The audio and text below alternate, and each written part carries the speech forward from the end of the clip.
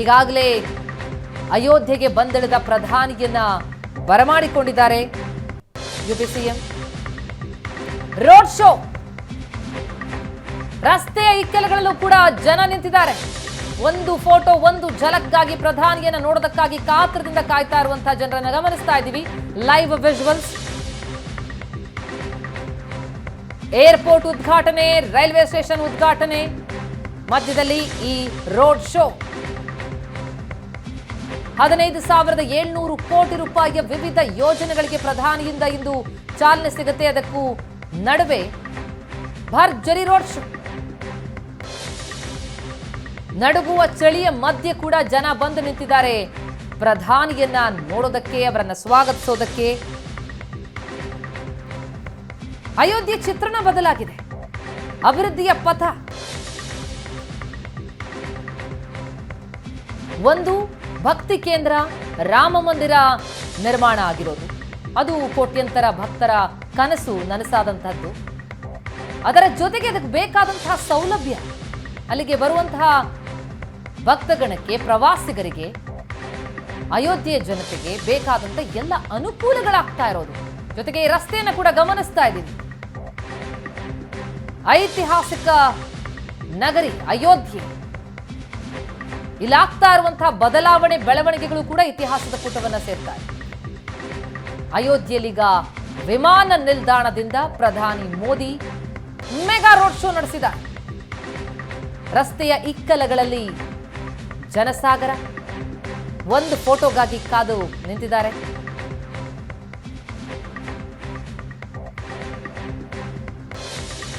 ಇಡೀ ಅಯೋಧ್ಯೆ ವಿಭಿನ್ನ ಸ್ವರೂಪ ಪಡೆದುಕೊಳ್ಳುವ ದೃಶ್ಯಗಳನ್ನು ನೋಡ್ತಾ ಇದ್ದೀವಿ. ಅಲ್ಲಿ ಸಾಕಷ್ಟು ಕಲಾ ತಂಡಗಳು ನೃತ್ಯ ಮಾಡ್ತಾ ಇರೋದನ್ನ, ದಾರಿಯುದ್ದಕ್ಕೂ ಪ್ರಧಾನಿಯ ಸ್ವಾಗತಕ್ಕಾಗಿ ಭಾರಿ ಸಿದ್ಧತೆಗಳಾಗಿರೋದನ್ನ ಗಮನಿಸ್ತೀವಿ. Mega road show. ಇನ್ನೇನು ಕೆಲವೇ ಕ್ಷಣಗಳಲ್ಲಿ ರೈಲ್ವೆ ನಿಲ್ದಾಣ ಕೂಡ ಉದ್ಘಾಟನೆಯಾಗುತ್ತೆ. ವಿವಿಧ ಯೋಜನೆಗಳಿಗೆ ಚಾಲನೆ ಸಿಗುತ್ತೆ.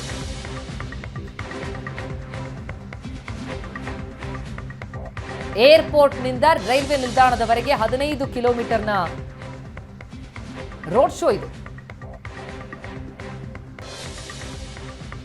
ರಾಮನೂರಿನ ಚಿತ್ರಣ ಸಂಪೂರ್ಣ ಬದಲಾದಂತಹ ಖುಷಿ, ಸಂತಸ ಅಯೋಧ್ಯೆಯ ಜನತೆಯಲ್ಲಿ ಮನೆ ಮಾಡಿದ್ರೆ, ಆರಾಧ್ಯ ದೈವ ರಾಮನ ಊರಿಗೆ ತೆರಳಬೇಕು ಅಂತಂದ್ರೆ ಬೇಕಾದ ವ್ಯವಸ್ಥೆ ಆಗ್ತಾ ಇದೆ ಅಂತ ಭಕ್ತಗಣ ಕೂಡ ಸಂತಸ ವ್ಯಕ್ತಪಡಿಸ್ತಾ ಇದ್ದಾರೆ. ಒಟ್ಟಾರೆಯಾಗಿ ಅಯೋಧ್ಯೆಯ ಚಿತ್ರಣ ಸಂಪೂರ್ಣ ಬದಲಾಗಿದೆ, ಬದಲಾಗ್ತಾ ಇದೆ ಅನ್ನೋದಕ್ಕೆ ಸಾಕ್ಷಿ ಈ ದೃಶ್ಯಗಳು. ವಿಶ್ವ ದರ್ಜೆಯ ವಿಮಾನ ನಿಲ್ದಾಣ, ಅತ್ಯಾಧುನಿಕ ವ್ಯವಸ್ಥೆ ಇರುವಂತಹ ರೈಲ್ವೆ ನಿಲ್ದಾಣ. ದೇಶದ ಗಮನಿಸ್ತಾ ಇದ್ದೀವಿ ಕಲಾ ತಂಡಗಳನ್ನ, ಜೊತೆಗೆ ಜನರನ್ನ. ದಾರಿಯುದ್ದಕ್ಕೂ ಕೂಡ ಕಾದು ನಿಂತಿದ್ದಾರೆ.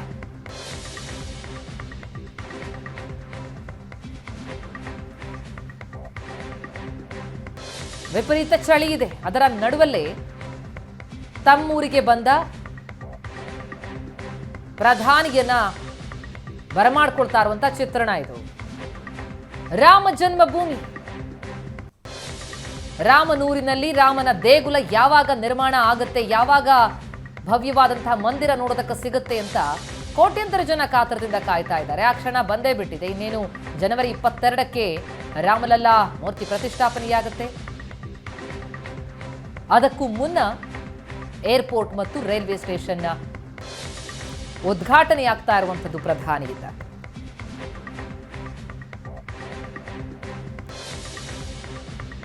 ಅಯೋಧ್ಯೆಗೆ ಬಂದಿಳಿದ ಪ್ರಧಾನಿಗೆ ನಮೋ ಅಂತಿದ್ದಾರೆ ಜನಸಾಗರ. ಜೈಕಾರ, ಘೋಷಣೆ, ನೃತ್ಯ, ಸಂಭ್ರಮ ಎಲ್ಲ ಕಂಡು ಬರ್ತಾ ಇದೆ ದಾರಿಯುದ್ದಕ್ಕೂ. 1450 ಕೋಟಿ ವೆಚ್ಚದಲ್ಲಿ ನಿರ್ಮಾಣವಾದಂತಹ ವಿಮಾನ ನಿಲ್ದಾಣ, ಶ್ರೀರಾಮ ದೇಗುಲದ ವಾಸ್ತುಶಿಲ್ಪದ ಮಾದರಿಯಲ್ಲಿ. ಅಂದ್ರೆ ಎಲ್ಲ ನೋಡಿದ್ರೂ ಕೂಡ ಐತಿಹಾಸಿಕ ನಗರಿಯ ಇತಿಹಾಸ, ಆ ಕತೆ, ನಂಬಿಕೆ ಇವೆಲ್ಲವೂ ಕೂಡ ಅಲ್ಲಿ ಗೋಚರ ಆಗಬೇಕು. ಆ ನಿಟ್ಟಿನಲ್ಲಿ ಅಲ್ಲಿ ಚಿತ್ರಣ ಮಾಡಲಾಗಿದೆ. ಶ್ರೀರಾಮನ ಜೀವನವನ್ನು ಚಿತ್ರಿಸುವ ಭಿತ್ತಿ ಚಿತ್ರಗಳ ಅಲಂಕಾರ ಇದೆ ವಿಮಾನ ನಿಲ್ದಾಣದಲ್ಲಿ. ಆ ಭವ್ಯ ವಿಮಾನ ನಿಲ್ದಾಣ ಪ್ರಧಾನಿಯಿಂದ ಉದ್ಘಾಟನೆಗೊಂಡಿದ್ದು ಈಗ ದೃಶ್ಯಗಳನ್ನು ನೋಡ್ತಾ ಇದ್ದೀವಿ. ಹೂಮಳೆಯನ್ನು ಸುರಿಸ್ತಾ ಇದ್ದಾರೆ ಪ್ರಧಾನಿಗೆ. ಜನರತ್ತ ಕೈ ಬೀಸ್ತಾ ಇದ್ದಾರೆ ಪ್ರಧಾನಿ ಮೋದಿ. ಲೈವ್ ವಿಜುವಲ್ಸ್ ಅನ್ನು ನೋಡ್ತಾ ಇದ್ದೀವಿ ನಾವು ಅಯೋಧ್ಯೆಯಿಂದ.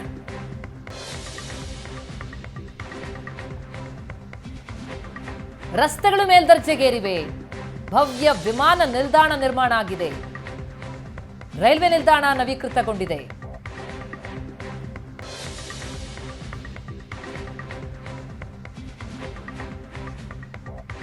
ಏರ್ಪೋರ್ಟ್ನಿಂದ ರೈಲ್ವೆ ಸ್ಟೇಷನ್ ವರೆಗೆ ಪ್ರಧಾನಿ ರೋಡ್ ಶೋ.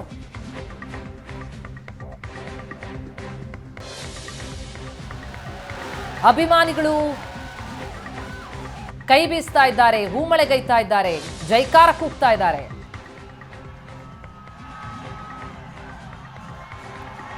ಒಂದು ಅಯೋಧ್ಯೆಗೆ ಪ್ರಧಾನಿ ಬಂದಿದ್ದಾರೆ ಎನ್ನುವ ಖುಷಿ, ಮತ್ತೊಂದು ಅಯೋಧ್ಯೆಯ ಚಿತ್ರಣವನ್ನು ಬದಲಾಯಿಸಿದ್ದಾರೆ ಎನ್ನುವಂತಹ ಖುಷಿ.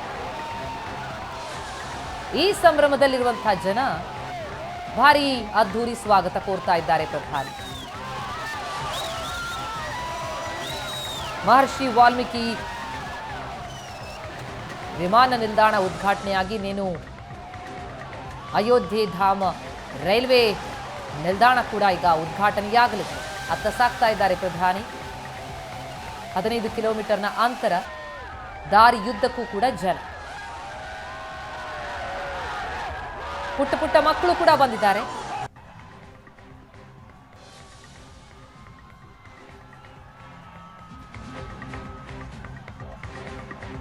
ವಿವಿಧ ರೀತಿಯ ಸಾಂಸ್ಕೃತಿಕ ಪ್ರದರ್ಶನಗಳಲ್ಲಿ ಕಂಡು ಬರ್ತಾ ಇದೆ. ಕಲಾ ಪ್ರದರ್ಶನ ಕಂಡು ಬರ್ತಾ ಇದೆ. ಹಾಡು ಭಜನೆಗಳನ್ನು ಹಾಡ್ತಾ ಇದ್ದಾರೆ, ನೃತ್ಯವನ್ನು ಮಾಡ್ತಾ ಇದ್ದಾರೆ. ಜೊತೆಗೆ ಜನ, ಅದರಲ್ಲೂ ಹೆಚ್ಚಿನ ಸಂಖ್ಯೆಯಲ್ಲಿ ಯುವ ಜನತೆ ಕಂಡು ಬರ್ತಾರೆ. ಸಾಧು ಸಂತರು ಕೂಡ ಬಂದಿದ್ದಾರೆ, ವೃದ್ಧರು ಬಂದಿದ್ದಾರೆ. ಪ್ರತಿಯೊಬ್ಬರು ಕೂಡ ಪ್ರಧಾನಿಗೆ ಸ್ವಾಗತ ಕೋರ್ತಿದ್ದಾರೆ. ಕಲಾ ತಂಡಗಳು ನೃತ್ಯ ಮಾಡಿ ಕಲಾ ಪ್ರದರ್ಶನ ಜೊತೆಗೆ ಪ್ರಧಾನಿಗೆ ಸ್ವಾಗತ ಕೋರ್ತಾ ಇದ್ರೆ, ಜನ ಘೋಷಣೆಗಳನ್ನು ಕೂಗ್ತಾ ಖುಷಿಯನ್ನ ಹಂಚಿಕೊಳ್ತಾ ಇದ್ದಾರೆ.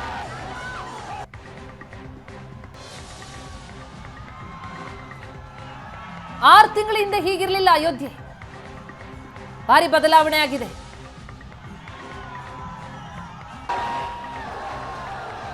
ಎರಡ್ 2020ರಲ್ಲಿ ಶಂಕುಸ್ಥಾಪನೆ ಏನಾಯಿತು, ರಾಮ ಮಂದಿರ ನಿರ್ಮಾಣ ಆಗಬೇಕು ಅಂತ, ಅಲ್ಲಿಂದ ಈಚೆಗೆ ಬಹಳಷ್ಟು ಬೆಳವಣಿಗೆಗಳಾಗಿರುವಂಥದ್ದು.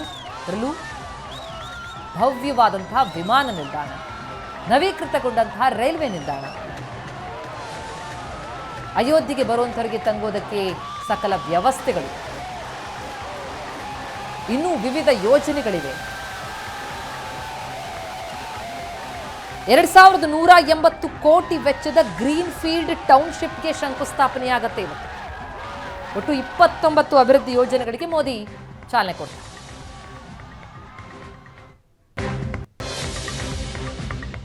ರಾಮನೂರಿನಲ್ಲಿ ಪ್ರಧಾನಿ ಮೋದಿ ಬಂದಿಳಿದಿದ್ದಾರೆ.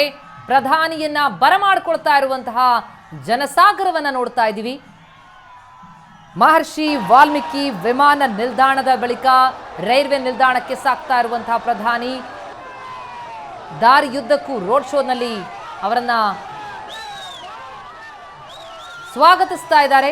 ಬಹಳ ದೊಡ್ಡ ಸಂಖ್ಯೆಯಲ್ಲಿ ಜನಸಾಗರ ನೆರೆದಿರುವಂಥದ್ದು. 15 ಕಿಲೋಮೀಟರ್ ರೋಡ್ ಶೋ. ಒಂದೆಡೆ ರಾಮ ಜನ್ಮಭೂಮಿಯಲ್ಲಿ ಶ್ರೀರಾಮನ ಭವ್ಯ ಮಂದಿರ ನಿರ್ಮಾಣವಾಗಿರುವಂತಹ ಖುಷಿ, ಮತ್ತೊಂದೆಡೆ ಆಧುನಿಕ ವಿಶ್ವ ದರ್ಜೆಯ ಮೂಲ ಸೌಕರ್ಯವನ್ನು ಅಯೋಧ್ಯೆಗೆ ಒದಗಿಸಲಾಗ್ತಾ ಇರೋದ್ರಿಂದಾಗಿ ಆ ಖುಷಿ ಇನ್ನಷ್ಟು ಇಮ್ಮಡಿಯಾಗಿದೆ. ಸಂಭ್ರಮ ಜೋರಾಗಿದೆ ಅಯೋಧ್ಯೆಯ ಜನರಲ್ಲಿ. ಬಹಳ ದೊಡ್ಡ ಸಂಖ್ಯೆಯಲ್ಲಿ ಅಲ್ಲಿ ಜನಸಾಗರ ನೆರೆದಿರೋದನ್ನ ಗಮನಿಸ್ತಾ ಇದ್ದೀವಿ. ಪ್ರಧಾನಿಯತ್ತ ಕೈ ಬೀಸ್ತಾ ಇದ್ದಾರೆ. ಪ್ರಧಾನಿಯ ಒಂದು ಝಲಕ್ ಸಿಗಲಿ ಎನ್ನುವಂತಹ ಕಾರಣಕ್ಕಾಗಿ ಅಲ್ಲಿ ಸಾಧು ಸಂತರಾದಿಯಾಗಿ ಯುವ ಜನತೆ, ವೃದ್ಧರು ಎಲ್ಲರೂ ಕೂಡ ಬಂದಿರುತ್ತಿದ್ದಾರೆ.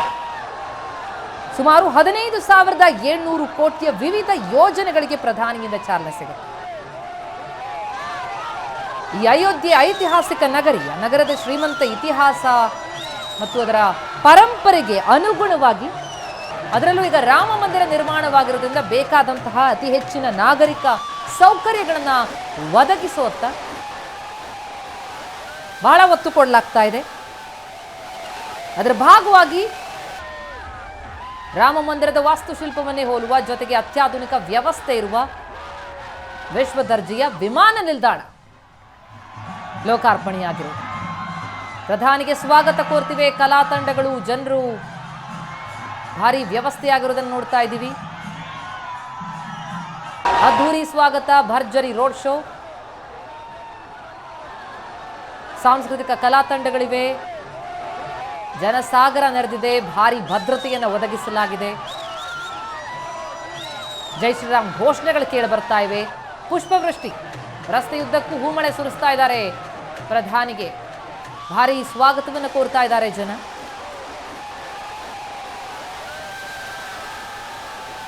ಅಯೋಧ್ಯೆಯ ಗಲ್ಲಿ ಗಲ್ಲಿಗಳ ಸುಧಾರಣೆ ಆಗ್ತಾ ಇದೆ.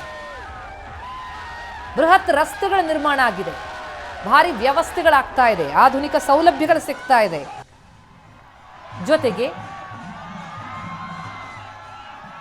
ಕೋಟ್ಯಂತರ ಜನರ ಆಸ್ತಿ ಶ್ರೀರಾಮನ ಭವ್ಯ ಮಂದಿರ ನಿರ್ಮಾಣವಾಗಿರೋದು. ಇದು ಭಕ್ತಗಣದ ಖುಷಿಗೆ ಕಾರಣ ಆಗಿದೆ.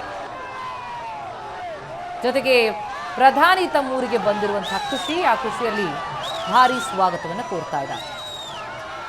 ಜನತೆಗೆ ನಮಸ್ಕರಿಸ್ತಾ ಇದ್ದಾರೆ. ಅಲ್ಲಿ ಸ್ವಾಮಿ ಸಾಧು ಸಂತರುಗಳು ಕೂಡ ಇರುವಂಥದ್ದು, ಅವರಿಂದಲೂ ಕೂಡ ಆಶೀರ್ವಾದ ಸಿಗ್ತಾ ಇದೆ ಪ್ರಧಾನಿಗೆ. 15 ಕಿಲೋಮೀಟರ್ ರೈಲ್ವೆ ನಿಲ್ದಾಣದವರೆಗೆ ಇರುವಂತಹ ಅಂತರ, ಏರ್ಪೋರ್ಟ್ನಿಂದ ರೈಲ್ವೆ ನಿಲ್ದಾಣಕ್ಕೆ. ಅಯೋಧ್ಯಾಧಾಮ ರೈಲ್ವೆ ನಿಲ್ದಾಣ ನವೀಕೃತಗೊಂಡಿದೆ, ಭಾರಿ ವ್ಯವಸ್ಥೆಯನ್ನು ಮಾಡಲಾಗಿದೆ. 6 ವಂದೇ ಭಾರತ್ ರೈಲುಗಳಿಗೆ ಪ್ರಧಾನಿಯಿಂದ ಚಾಲನೆ ಸಿಗುತ್ತೆ. ಅಮೃತ್ ಭಾರತ್ ರೈಲುಗಳನ್ನು, ಅಯೋಧ್ಯೆಯನ್ನು ಸಂಪರ್ಕಿಸುವಂತಹ 2 ಅಮೃತ್ ಭಾರತ್ ರೈಲು, ವಂದೇ ಭಾರತ್ ರೈಲ್ಗಿಂತಲೂ ಹೆಚ್ಚಿನ ಸೌಲಭ್ಯ ಒದಗಿಸುವಂತಹ ರೈಲು ಅಯೋಧ್ಯೆಯನ್ನು ತಲುಪುವಂಥವರಿಗೆ ಲಭ್ಯ ಆಗ್ತಾ ಇರುವಂಥದ್ದು. ಅದರ ಉದ್ಘಾಟನೆ, ಲೋಕಾರ್ಪಣೆಯಾಗ್ತಾ ಇದೆ. ಅದಕ್ಕಾಗಿ ಬಂದಿರುವ ಪ್ರಧಾನಿಗೆ ರಸ್ತೆಯುದ್ದಕ್ಕೂ ಕೂಡ ಜನಸಾಗರದ ಭಾರಿ ಅದ್ಧೂರಿ ಸ್ವಾಗತ.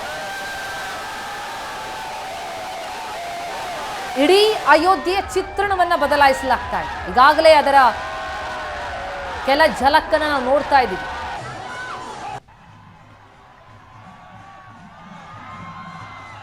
ಅಯೋಧ್ಯೆಯಲ್ಲಿರುವಂತಹ ಜನರೇ ನಿಜಕ್ಕೂ ಅಚ್ಚರಿಗೊಳಗಾಗಿದ್ದಾರೆ. ಇದು ನಮ್ಮ ಅಯೋಧ್ಯೆ ಇಷ್ಟು ದೊಡ್ಡ ಪ್ರಮಾಣದಲ್ಲಿ ಬದಲಾಗ್ತಾ ಇದೆಯಾ? 2180 ಕೋಟಿ ವೆಚ್ಚದ ಗ್ರೀನ್ ಫೀಲ್ಡ್ ಟೌನ್ಶಿಪ್ ನಿರ್ಮಾಣಕ್ಕೆ ಇವತ್ತು ಶಂಕುಸ್ಥಾಪನೆಯಾಗುತ್ತೆ.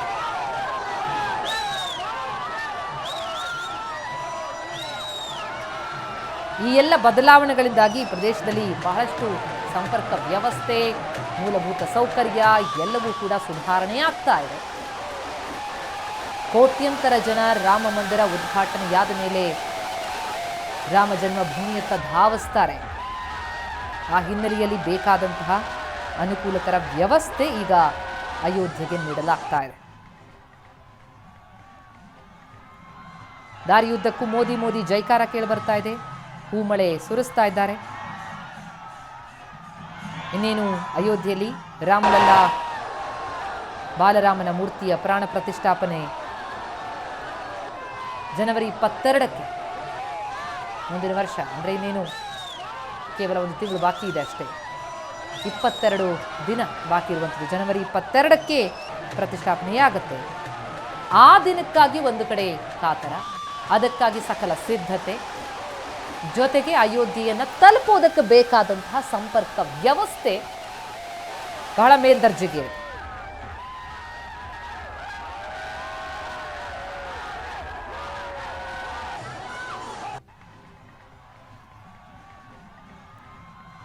ವಿಮಾನ ನಿಲ್ದಾಣ ಭಾರಿ ಮೇಲ್ದರ್ಜೆಗೇರಿಸಲಾಗಿದೆ. ಅದ್ಧೂರಿಯಾದಂತಹ ಆಧುನಿಕ ವ್ಯವಸ್ಥೆಯನ್ನು ಮಾಡಲಾಗಿದೆ. ಜೊತೆಗೆ ಶ್ರೀರಾಮನೂರಾಗಿದ್ದರಿಂದ ಪುರಾಣದ ಕಥೆ, ಚಿತ್ರಣ ಅದೆಲ್ಲವೂ ಕೂಡ ಕಟ್ಟಿಕೊಡುವಂತಹ ಅಲ್ಲಿ ಚಿತ್ರಗಳು, ಜೊತೆಗೆ ರಾಮ ಮಂದಿರವನ್ನು, ಆ ವಾಸ್ತುಶಿಲ್ಪವನ್ನೇ ಹೋಲುವಂತಹ ಇಲ್ಲಿ ವಿನ್ಯಾಸವನ್ನು ಮಾಡಲಾಗಿದೆ. ಟರ್ಮಿನಲ್ಗೆ ಶರವೇಗದಲ್ಲಿ ಸಕಲ ಸಿದ್ಧತೆಗಳಾಗಿದೆ. ನವೀಕರಣಗೊಂಡಿರುವಂಥ ರೈಲ್ವೆ ನಿಲ್ದಾಣ, ಅಯೋಧ್ಯ ಧಾಮ್ ರೈಲ್ವೆ ನಿಲ್ದಾಣ ಅಂತ ಮರುನಾಮಕರಣಗೊಂಡಿರುವಂಥದ್ದು ಈಗ ಉದ್ಘಾಟನೆಯಾಗುತ್ತೆ ಪ್ರಧಾನಿಗಿಂದ. ಅದಕ್ಕಾಗಿ ತೆರಳುತ್ತಾ ಇದ್ದಾರೆ ಪ್ರಧಾನಿ. ಆ ಮಧ್ಯೆ ದಾರಿ ಮಧ್ಯೆ ರೋಡ್ ಶೋ. ಎಸ್, ಕಲಾ ತಂಡಗಳು ಗಮನಿಸ್ತಾ ಇದ್ದೀವಿ. ದಾರಿ ಯುದ್ಧಕ್ಕೂ ಕೂಡ ಸಾಂಸ್ಕೃತಿಕ ಕಲಾ ತಂಡಗಳ ವೈಭವ ಕಂಡು ಬರ್ತಾ ಇದೆ. 15,000 ಕೋಟಿ ಮೊತ್ತದ ಹಲವು ಮೂಲ ಸೌಕರ್ಯ ಯೋಜನೆಗಳಿಗೆ ಅಯೋಧ್ಯೆಯಲ್ಲಿ ಪ್ರಧಾನಿಯಿಂದ ಇಂದು ಚಾಲನೆ ಸಿಗುತ್ತೆ.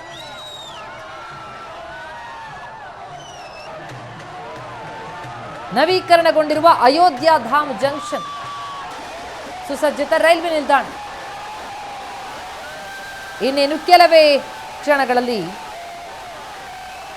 ಉದ್ಘಾಟನೆಯಾಗುತ್ತೆ. ಅದರ ಜೊತೆಗೆ ಅಯೋಧ್ಯೆಯನ್ನು ಸಂಪರ್ಕಿಸುವ 2 ಅಮೃತ್ ಭಾರತ್ ರೈಲಿಗೆ ಚಾಲನೆ ಸಿಗುತ್ತೆ. 6 ವಂದೇ ಭಾರತ್ ರೈಲುಗಳಿಗೆ ಚಾಲನೆ ಸಿಗಲಿದೆ. 3 ಮಹಡಿಯ ರೈಲ್ವೆ ನಿಲ್ದಾಣ ಜೊತೆಗೆ 4 ರಸ್ತೆಗಳು ಅಯೋಧ್ಯೆಯಲ್ಲಿ ನವೀಕರಣ ಮಾಡಲಾಗಿರುವಂಥದ್ದು.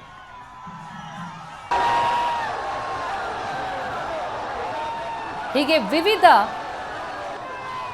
ಸೌಲಭ್ಯಗಳ ವ್ಯವಸ್ಥೆಯಲ್ಲಿ ಆಗಿರುವಂಥದ್ದು. 300 ಕೋಟಿ ರೂಪಾಯಿ ವೆಚ್ಚದ ವಶಿಷ್ಠ ಕುಂಜ ವಸತಿ ಯೋಜನೆಗೂ ಕೂಡ ಅಡಿಗಲ್ಲು ಹಾಕ್ತಾರೆ ಪ್ರಧಾನಿ.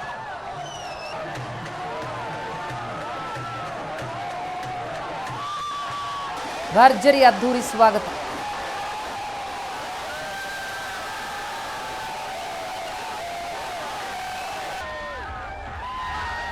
ಕೋಟ್ಯಂತರ ಭಕ್ತರ ಸ್ವಾಗತಕ್ಕೆ ಸಜ್ಜಾಗಿರುವಂತಹ ಅಯೋಧ್ಯೆ,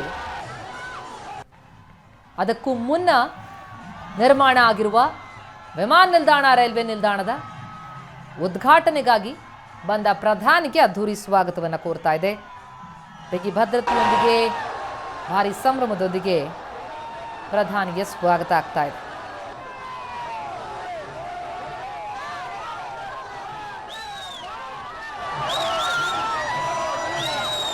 ವಿಶ್ವ ದರ್ಜೆಯ ಮೂಲ ಸೌಕರ್ಯಗಳನ್ನು ಒದಗಿಸುವುದಕ್ಕೆ, ಅಭಿವೃದ್ಧಿಪಡಿಸುವುದಕ್ಕೆ, ಜೊತೆಗೆ ಅಯೋಧ್ಯೆಗೆ ಸಂಪರ್ಕ ಸುಧಾರಿಸುವುದಕ್ಕೆ, ಜೊತೆಗೆ ಶ್ರೀರಾಮನ ನಗರ ಅಯೋಧ್ಯೆ ಅದರ ಶ್ರೀಮಂತ ಪರಂಪರೆಯನ್ನು ಸಂರಕ್ಷಿಸುವುದಕ್ಕೆ ಬೇಕಾದ ವ್ಯವಸ್ಥೆ, ಸಿದ್ಧತೆ, ಜೊತೆಗೆ ಸೌಕರ್ಯ ಅಲ್ಲಿ ಒದಗಿಸಲಾಗ್ತದೆ.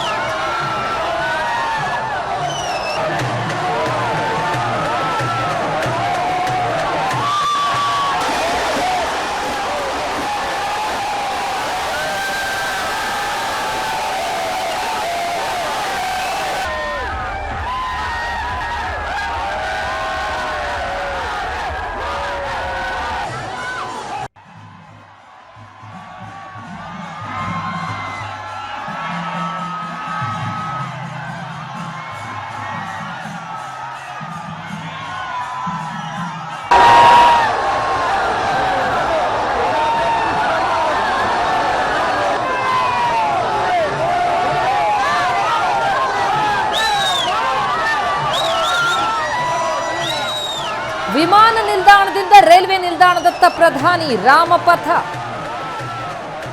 ರಾಮಪಥ ಕೂಡ ಬಹಳ ಅದ್ಭುತವಾಗಿ ಅಲ್ಲಿ ರಸ್ತೆಗಳ ನಿರ್ಮಾಣ ಆಗಿರುವಂಥದ್ದು. ಜೊತೆಗೆ ದಾರಿ ಯುದ್ಧಕ್ಕೂ ಸುಮಾರು 40ಕ್ಕೂ ಹೆಚ್ಚು ವೇದಿಕೆಗಳ ನಿರ್ಮಾಣ ಆಗಿದೆ. ಅಲ್ಲಲ್ಲಿ ಕಲಾ ತಂಡಗಳ ಸಾಂಸ್ಕೃತಿಕ ಕಾರ್ಯಕ್ರಮ ನಾವು ಗಮನಿಸ್ತಾ ಇದ್ವಿ. ಜೊತೆಗೆ ಜನಸಾಗರ, ಹೂಮಳೆ, ಪ್ರಧಾನಿಗೆ ಜೈಕಾರ. ಯಾಕಂದ್ರೆ ಇಡೀ ಅಯೋಧ್ಯೆಯ ಚಿತ್ರಣವೇ ಈಗ ಬದಲಾಗಿರುವಂಥದ್ದು. ಅಭಿವೃದ್ಧಿಯ ಪಥದಲ್ಲಿ ಸಾಗ್ತಾ ಇದೆ. ಅಯೋಧ್ಯೆಗೆ ಸಕಲ ಸೌಲಭ್ಯಗಳನ್ನು ಒದಗಿಸಲಾಗ್ತಾ ಇದೆ. ಬರೋಬ್ಬರಿ 15,700 ಕೋಟಿ ಯೋಜನೆಗೆ ಪ್ರಧಾನಿ ಇಂದು ಚಾಲನೆ ಕೊಡ್ತಾರೆ. ಅದರ ಜೊತೆಗೆ ಈಗಾಗಲೇ ಸುಸಜ್ಜಿತವಾಗಿ ನಿರ್ಮಾಣವಾಗಿರುವ ಮಹರ್ಷಿ ವಾಲ್ಮೀಕಿ ವಿಮಾನ ನಿಲ್ದಾಣ ಲೋಕಾರ್ಪಣೆಯಾಗಿದೆ. ಇನ್ನೇನು ಅಯೋಧ್ಯ ಧಾಮ್ ರೈಲ್ವೆ ನಿಲ್ದಾಣ ಉದ್ಘಾಟನೆಯಾಗುತ್ತೆ. ಮಂದಿರ ಉದ್ಘಾಟನೆಗೂ ಮುನ್ನ 2 ನಿಲ್ದಾಣಗಳ ಲೋಕಾರ್ಪಣೆಯಾಗ್ತಾ ಇದ್ದು, ಜೊತೆಗೆ ಇನ್ನಷ್ಟು ಅಭಿವೃದ್ಧಿ, ಮತ್ತಷ್ಟು ಮೂಲಭೂತ ಸೌಕರ್ಯ ಇದೆಲ್ಲ ಅಯೋಧ್ಯೆಯ ವೈಭವವನ್ನು ಹೆಚ್ಚಿಸ್ತಾ ಇದೆ.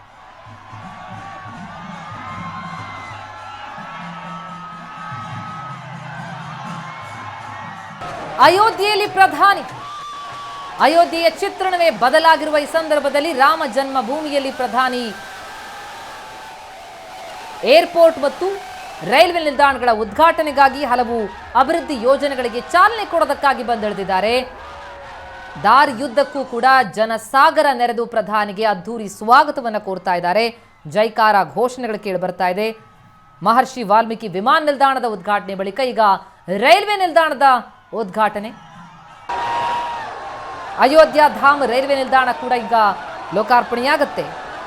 ನವೀಕೃತಗೊಂಡಿರುವಂತಹ ರೈಲ್ವೆ ನಿಲ್ದಾಣ ಅದು. ಅದರ ಜೊತೆಗೆ ಬಹಳಷ್ಟು ಯೋಜನೆಗಳಿಗೆ ಚಾಲನೆ ಸಿಗುತ್ತೆ. ರಾಮನೂರಿನ ಪರಂಪರೆ, ಇತಿಹಾಸ ಇದೆಲ್ಲವನ್ನ ಉಳಿಸುವಂತಹ ನಿಟ್ಟಿನಲ್ಲಿ ಅದರ ಜೊತೆಗೆ ಈಗ ರಾಮ ಮಂದಿರ ಈಗ ನಿರ್ಮಾಣ ಆಗಿರುವ ಹಿನ್ನೆಲೆಯಲ್ಲಿ ಅತಿ ಹೆಚ್ಚಿನ ಸಂಖ್ಯೆಯಲ್ಲಿ ಭಕ್ತಗಣ ಅಯೋಧ್ಯೆಯತ್ತ ಧಾವಿಸ್ತಾರೆ. ಹಾಗಾಗಿ ಭಾರಿ ಮೂಲಭೂತ ಸೌಕರ್ಯಗಳು, ಬೇಕಾದ ಅನುಕೂಲ ಬೇಕಿದೆ, ಅದೆಲ್ಲವನ್ನು ಕೂಡ ಸಂಪರ್ಕ ವ್ಯವಸ್ಥೆಯ ಮೂಲಕ ಇಲ್ಲಿ ಒದಗಿಸಲಾಗ್ತಾ ಇದೆ. ಹೂಮಳೆಗೈಲಾಗ್ತಾ ಇದೆ. ಅಯೋಧ್ಯೆಗೆ ಬಂದಿಳಿದಂತಹ ಪ್ರಧಾನಿಗೆ 2183 ಕೋಟಿ ರೂಪಾಯಿ ವೆಚ್ಚದ ಗ್ರೀನ್ ಫೀಲ್ಡ್ ಟೌನ್ಶಿಪ್ ಯೋಜನೆ, ಅಂದರೆ ಅಯೋಧ್ಯೆ ಚಿತ್ರಣ ಬದಲಾಗ್ತಾ ಇದೆ ಅನ್ನೋದಕ್ಕೆ ಸಾಕ್ಷಿ ಈ ದೃಶ್ಯಗಳು. ಈ ಬಗ್ಗೆ ಇನ್ನಷ್ಟು ಡೀಟೇಲ್ಸ್ ಪಡೆಯೋಣ. ರಾಮ ಜನ್ಮಭೂಮಿಯ ಸಂಪೂರ್ಣ ಚಿತ್ರಣವನ್ನೇ ಪಡೆದು ಬಂದಿದ್ದಾರೆ. ಅಲ್ಲಿಂದ ಪ್ರತ್ಯಕ್ಷ ವರದಿಯನ್ನು ಕೂಡ ಮಾಡಿದ್ರು ನಮ್ಮ ಸಂಪಾದಕರಾದಂಥ ಅಜಿತ್ ಹನುಮಕ್ಕನವರು. ಅಜಿತ್ ಈಗ ನಮ್ಮ ಜೊತೆ ದೂರವಾಣಿ ಸಂಪರ್ಕದಲ್ಲಿದ್ದಾರೆ. ಅಜಿತ್, ತಾವು ಅಯೋಧ್ಯೆಯಿಂದ ವಾಪಸ್ಸಾಗಿದ್ದೀರಿ, ಆದರೆ ಅಯೋಧ್ಯೆಯಲ್ಲಿ ತಾವು ಕಂಡಂತಹ ಚಿತ್ರಣ, ಆ ಅಯೋಧ್ಯೆ ಯಾವ ಮಟ್ಟಿಗೆ ಬದಲಾಗಿದೆ, ಯಾಕಾಗಿ ಅಯೋಧ್ಯೆಗೆ ಬಂದಂತಹ ಪ್ರಧಾನಿಗೆ ಇಷ್ಟು ಅದ್ಧೂರಿ ಸ್ವಾಗತ ಸಿಗ್ತಾ ಇದೆ ಅನ್ನೋದಕ್ಕೆ ಪ್ರಮುಖ ಕಾರಣನೇ ಅಲ್ಲಾದಂತಹ ಬದಲಾವಣೆ ಮತ್ತು ರಾಮನ ಮಂದಿರ ನಿರ್ಮಾಣ ಅನ್ಸುತ್ತೆ. ಡೆಫಿನೆಟ್ಲಿ ಪ್ರತಿಮಾ, ಅಯೋಧ್ಯೆಯ ನಸೀಬು ಖುಲಾಯಿಸಿದೆ, ನಸೀಬು ಬದಲಾಗಿದೆ ಅಂತ ಹೇಳಿದ್ರೆ ಅತಿಶಯೋಕ್ತಿ ಅಂತ ಖಂಡಿತವಾಗಿಯೂ ಅಲ್ಲ. ತಿಂಗಳಿಂದ ತಿಂಗಳಿಗೆ ಅಯೋಧ್ಯೆಯಲ್ಲಿ ಬದಲಾವಣೆಗಳನ್ನ ಗಮನಿಸಿ ಹೇಳುವಂಥವರಿದ್ದಾರೆ. ಅಯೋಧ್ಯೆಯ ಇತಿಹಾಸದಲ್ಲಿ ಹೊಸ ಅಯೋಧ್ಯೆಯ ಇತಿಹಾಸದಲ್ಲಿ ಒಂದು ಖಂಡಿತವಾಗಿಯೂ ಜನವರಿ 22 ಸುವರ್ಣಾಕ್ಷರಗಳಲ್ಲಿ ಬರೆದಿಡಬೇಕಾದಂತಹ ದಿನ, ಅದರ ಬಗ್ಗೆ ಯಾವುದೇ ಸಂಶಯ ಇಲ್ಲ. ಆದ್ರೆ ಅದರ ಜೊತೆಗೆ ಇವತ್ತಿನ ದಿನ ಕೂಡ ಅಷ್ಟೇ ಮಹತ್ವಪೂರ್ಣವಾದದ್ದು. ಅಯೋಧ್ಯೆಯ ಜನ ಬಹುಶಃ ಕನಸು ಮನಸ್ಸಿನಲ್ಲೂ ಕಲ್ಪಿಸಿಕೊಂಡಿರಲಿಲ್ಲ ಅಂಥದ್ದೊಂದು ಅಭಿವೃದ್ಧಿಗೆ ಸಾಕ್ಷಿಯಾಗಿದ್ದಾರೆ. ಆ ಅಭಿವೃದ್ಧಿ ಕಾರ್ಯಗಳ ಉದ್ಘಾಟನೆ ನಡೀತಾ ಇದೆ. ನೋಡಿ, ಕರೆಕ್ಟಾಗಿ ಲೆಕ್ಕ ಹಾಕಿದ್ರೆ ಅಯೋಧ್ಯೆಯ ಜನಸಂಖ್ಯೆ 1 ಲಕ್ಷ ದಾಟೋದಿಲ್ಲ. ನಾನು ಸುಮ್ಮನೆ ಕಂಪ್ಯಾರಿಸನ್ಗೆ ಮೊನ್ನೆ ಹರಪನಹಳ್ಳಿಗೆ ಹೋಗಿದ್ದೆ. ಹರಪನಹಳ್ಳಿಗಿಂತ ಸಣ್ಣ ಊರು ಅಯೋಧ್ಯೆ ಜನಸಂಖ್ಯೆಯ ಲೆಕ್ಕಾಚಾರದಲ್ಲಿ ತೆಗೆದುಕೊಳ್ಳೋದಕ್ಕೆ ಹೋದ್ರೆ. ಅಂಥ ಊರಿನಲ್ಲಿ ಸುಮಾರು 17,000 ಕೋಟಿಗಳ ಕಾಮಗಾರಿಯಾಗಿದೆ. ಕಾಮಗಾರಿಗಳ ಅಷ್ಟು ದೊಡ್ಡ ಕಾಮಗಾರಿಗಳ ಉದ್ದೇಶ ಅಂದ್ರೆ ಅಲ್ಲಿನ ಜನರಿಗೆ, ಸ್ಥಳೀಯರಿಗೆ ಜಾಬ್ ಕ್ರಿಯೇಷನ್ ಅನ್ನುವಂಥದ್ದು ಅದರಲ್ಲಿ ಗೊತ್ತಿದ್ದೋ ಗೊತ್ತಿಲ್ಲದೆಯೋ ಅಡಕವಾಗುವಂತಹ ವಿಷಯ ಅನ್ನೋದನ್ನ ಗಮನಿಸಬೇಕು. ಅಯೋಧ್ಯೆಯ ಸುತ್ತಲೂ ಯಾವುದೇ ಫ್ಯಾಕ್ಟ್ರಿಗಳಿಲ್ಲ, ಇಂಡಸ್ಟ್ರಿಗಳಿಲ್ಲ, ಏನೂ ಇಲ್ಲ. ಅಲ್ಲಿನ ಜನ ಸ್ಥಳೀಯರು ಅಲ್ಲೇ ಇದ್ಕೊಂಡು ಜೀವನ ಮಾಡ್ತೀವಿ ಅಂದ್ರೆ ರಾಮ ಜನ್ಮಭೂಮಿಗೆ ಅಂದ್ರೆ ರಾಮ ಮಂದಿರಕ್ಕೆ ಬರ್ತಾ ಇದ್ದಂತಹ ಜನರಿಗೆ ಹೂವಿನ ಮಾಲೆ ಮಾರೋದು ಮತ್ತು ತಿಲಕ ಮಾರುವಂತ ಕೆಲಸ ಮಾಡ್ಕೊಂಡಿದ್ದಂಥವ್ರು ಅಲ್ಲಿಯ ಜನ. ಈ ಮುಂಚೆ ಕೂಡ ದೊಡ್ಡ ಪ್ರಮಾಣದಲ್ಲಿ ಯಾತ್ರಿಕರು ಅಲ್ಲಿಗೆ ಹೋಗ್ತಾ ಇರಲಿಲ್ಲ. ಕರಸೇವೆಗೆ ಅಂತ ಏನು ವಿಶ್ವ ಹಿಂದೂ ಪರಿಷತ್ ಮಾಡಿದಂತಹ ಕರಸೇವೆಯನ್ನು ಹೊರತುಪಡಿಸಿದ್ರೆ ಆನಂತರ ದೊಡ್ಡ ಪ್ರಮಾಣದಲ್ಲಿ ಯಾತ್ರಿಕರು ಹೋಗ್ತಾ ಇರಲಿಲ್ಲ. ಅಕ್ಕಪಕ್ಕದ ಜಿಲ್ಲೆಗಳಿಂದ ತಿಂಗಳಿಗೆ 2-3 ಮಹತ್ವದ ದಿನಗಳಂದು ಮಾತ್ರ ಯಾತ್ರಿಕರು ಬರ್ತಾ ಇದ್ದು. ಆದ್ರೆ ಇನ್ನು ಮುಂದೆ ಹಂಗಾಗೋದಿಲ್ಲ. ಅಯೋಧ್ಯೆ ಜನ ದೊಡ್ಡ ಮಟ್ಟದಲ್ಲಿ ಅದಕ್ಕೆ ತಯಾರಾಗ್ತಾ ಇರೋದನ್ನ ನಾವು ನೋಡ್ತಾ ಇದ್ದೀವಿ. ಒಂದು ಜನಸಾಮಾನ್ಯರು ಕೊಟ್ಟ ದೇಣಿಗೆಯಲ್ಲಿ ನಿರ್ಮಾಣವಾಗ್ತಾ ಇರುವಂತಹ ರಾಮ ಮಂದಿರ 3,500 ಕೋಟಿ ರೂಪಾಯಿಗಳನ್ನ 45 ದಿನಗಳಲ್ಲಿ ಈ ದೇಶದ ರಾಮ ಭಕ್ತರು ಸಂಗ್ರಹಿಸಿಕೊಟ್ಟಿದ್ದಾರೆ. ಅದರಲ್ಲಿ ನಿರ್ಮಾಣಗೊಳ್ತಾ ಇರುವಂತಹ ರಾಮ ಮಂದಿರ ಒಂದು ತೂಕ. ಆದ್ರೆ ರಾಮ ಮಂದಿರ ನಿರ್ಮಾಣದ ಜೊತೆಗೆ ನಡೀತಾ ಇರುವಂತಹ ಮೂಲಸೌಕರ್ಯ ಅಭಿವೃದ್ಧಿ ಏನಿದೆ ಅದು ಅಯೋಧ್ಯೆಯ ನಸೀಬನ್ನ ಖುಲಾಯಿಸಿದೆ ಅಂತ ಹೇಳ್ಬಹುದು. ಅಯೋಧ್ಯೆಯ ಜನರಲ್ಲಿ ದೊಡ್ಡ ಮಟ್ಟದ ಹುರುಪಿರೋದನ್ನ ನಾನು ನೋಡಿದೆ ಪ್ರತಿಮಾ. ಒಂದು ಲೆಕ್ಕಾಚಾರದ ಪ್ರಕಾರ 10,000 ರೂಮ್ಗಳ ಕಾಮಗಾರಿಗಳು ಅಲ್ಲಿ ನಡೀತಾ ಇದ್ದಾವೆ. ಅಂದ್ರೆ ಜನ ತಮ್ಮ ಮನೆಗಳನ್ನ, ಯಾತ್ರಿಕರು ಬರ್ತಾರೆ ಅನ್ನೋ ಕಾರಣಕ್ಕೆ ಬಾಡಿಗೆ ಕೊಟ್ಕೊಳ್ಳೋದಕ್ಕೆ ಗೆಸ್ಟ್ ಹೌಸ್ ಗಳನ್ನ ಕಟ್ಟಿಸ್ತಾ ಇದ್ದಾರೆ, ಲಾಡ್ಜ್ ಗಳನ್ನ ಕಟ್ಟಿಸ್ತಾ ಇದ್ದಾರೆ, ತಮ್ಮ ಮನೆಗಳನ್ನೇ ಗೆಸ್ಟ್ ಹೌಸ್ ಆಗಿ ಪರಿವರ್ತಿಸ್ತಾ ಇದ್ದಾರೆ. ಆ ಮಟ್ಟಿಗಿನ ಹುರುಪು ಅಲ್ಲಿ ಕಾಣಿಸ್ತಾ ಇದೆ. ಅದರ ಜೊತೆಗೆ ಈ ರಿಕ್ಷಾಗಳು ಮತ್ತು ಈ ರಿಕ್ಷಾಗಳ ಸೇಲ್ಗಳ ಬಗ್ಗೆ ನಾನೊಂದು ವಿಚಾರಿಸ್ತಾ ಇದ್ದೆ.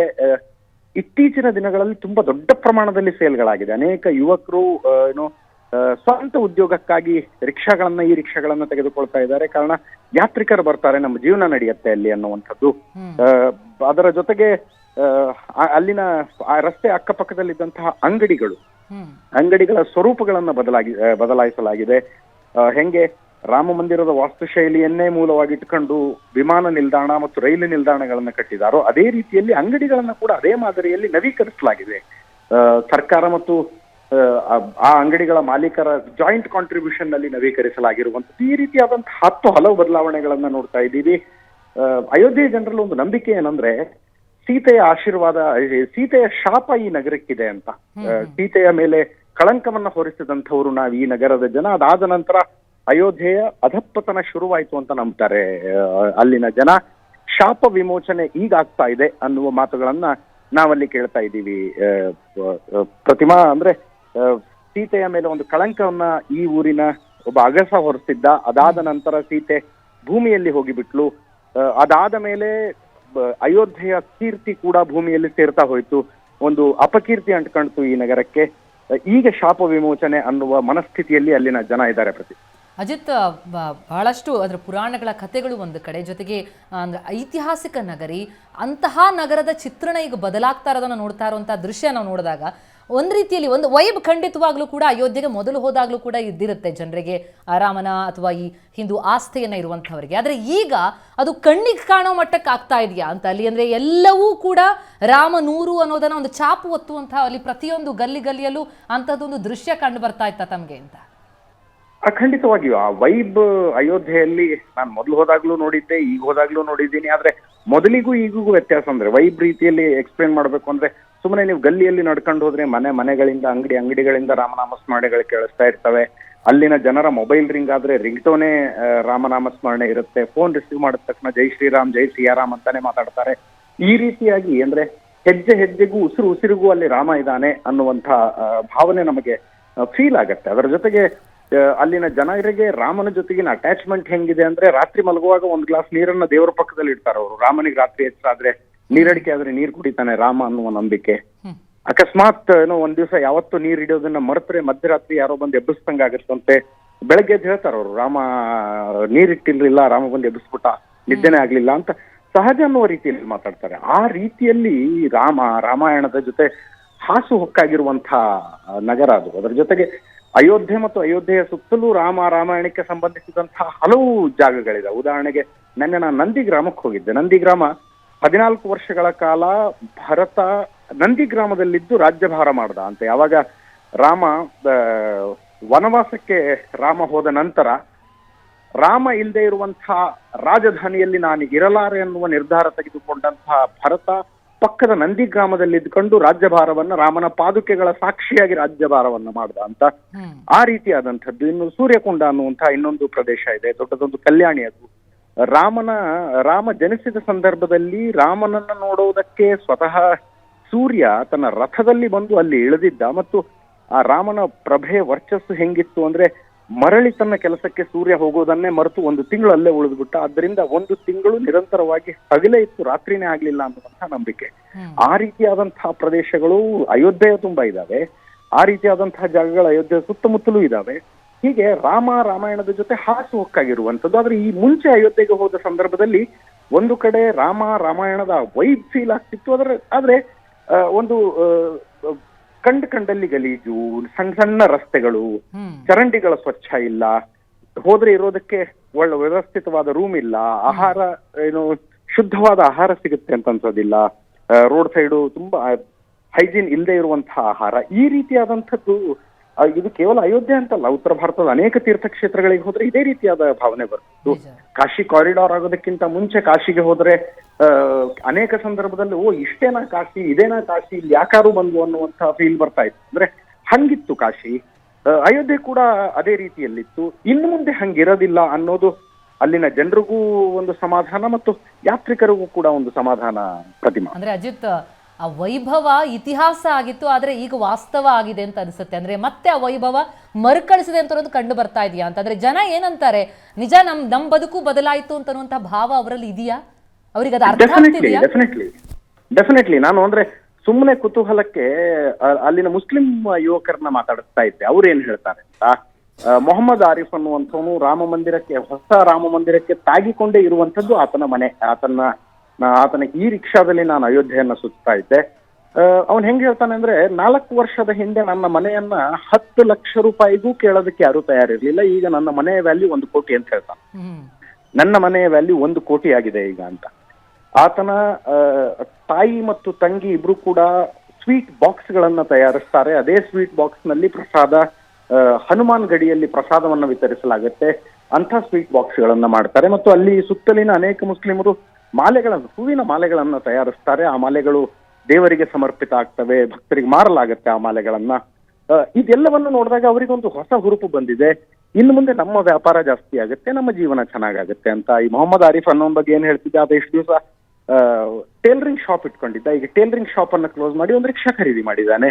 ಯಾತ್ರಿಕರ ಸಂಖ್ಯೆ ಜಾಸ್ತಿ ಆಗುತ್ತೆ, ಇನ್ನು ಮುಂದೆ ನನ್ನ ವ್ಯಾಪಾರ ಚೆನ್ನಾಗಾಗುತ್ತೆ ಅಂತ. ಆ ರೀತಿಯಾದಂತಹ ಹುರುಪನ್ನ ನಾವು ನೋಡ್ತಾ ಇದ್ದೀವಿ. ಅದ್ರ ಜೊತೆಗೆ ಸ್ಥಳೀಯವಾಗಿ ಸ್ವಲ್ಪ ಆಂಟ್ರಪ್ರಿನರ್ಶಿಪ್ ಇರುವಂತವ್ರು, ಸ್ವಲ್ಪ ಉದ್ಯಮದ ಸ್ವಭಾವ ಇರುವಂತವ್ರು ಜಾಗಗಳನ್ನ ತಗೊಂಡು ರೂಮ್ಗಳನ್ನ ಕಟ್ಟಿಸ್ತಾ ಇರೋದನ್ನ ನೋಡ್ತಾ ಇದ್ದೀವಿ. ತಮ್ಮ ಮನೆಗಳನ್ನ ಮಾಡಿಫೈ ಮಾಡ್ತಾ ಇರೋದನ್ನ ನಾವು ನೋಡ್ತಾ ಇದ್ದೀವಿ. ನಾವು ಔಟ್ಸ್ಕರ್ಟ್ಸ್ ನಲ್ಲಿ ಎಲ್ಲೋ ಇದ್ದು ರಾಮ ಮಂದಿರಕ್ಕೆ ಹತ್ತಿರದ ನಮ್ಮ ಮನೆಗಳನ್ನು ಗೆಸ್ಟ್ ಹೌಸ್ ಮಾಡಿದ್ರೆ ಜೀವನೋಪಾಯಕ್ಕೆ ಚೆನ್ನಾಗಾಗಬಹುದಾ ಅನ್ನುವ ರೀತಿಯಲ್ಲಿ ನೋಡ್ತಾ ಇದ್ದಾರೆ. ಒಂದು ವೃದ್ಧ ತಂದೆ ತಾಯಿಯನ್ನ ನಾನು ಮಾತಾಡಿಸಿದೆ. ಅವರ ಮಗ ಲಖನೌಗೆ ದುಡಿಯೋದಕ್ಕೆ ಹೋಗ್ತಾನೆ, ಕಟ್ಟಡ ಕಾಮಗಾರಿಗೆ ದುಡಿಯೋದಕ್ಕೆ ಹೋಗ್ತಾ ಇದ್ದ. ರಾಮ ಮಂದಿರ ಕಾಮಗಾರಿ ಶುರು ಆದ್ಮೇಲೆ ವಾಪಸ್ ಮನೆಗೆ ಬಂದಿದ್ದಾನೆ, ಅಯೋಧ್ಯೆಯಲ್ಲೇ ದುಡಿತಾ ಇದ್ದಾನೆ. ಇನ್ನು ಮುಂದೆ ಆತನಿಗೆ ಅಯೋಧ್ಯೆಯಲ್ಲೇ ಒಂದು ಜೀವನ ಸಿಗುತ್ತೆ. ಈ ರೀತಿಯಾದಂತಹ ಹುರುಪು ಖಂಡಿತವಾಗಿಯೂ ಇದೆ. ಅದರ ಜೊತೆಗೆ ಗಲ್ಲಿಗಳಲ್ಲಿ ಕೂತ್ಕೊಂಡು ಮಾತಾಡ್ತಾ ಇರ್ತಾರೆ, ಪ್ರಾಪರ್ಟಿ ರೇಟ್ ಹೆಂಗ್ ಜಾಸ್ತಿ ಆಗಿದೆ ಅಂತ. ಗಂಟೆಗಳ ಲೆಕ್ಕದಲ್ಲಿ ಮೀಟರ್ ಓಡ್ತಾ ಇದೆ ಅಯೋಧ್ಯೆಯಲ್ಲಿ ಅಂತ ಮಾತಾಡಿದ್ರು.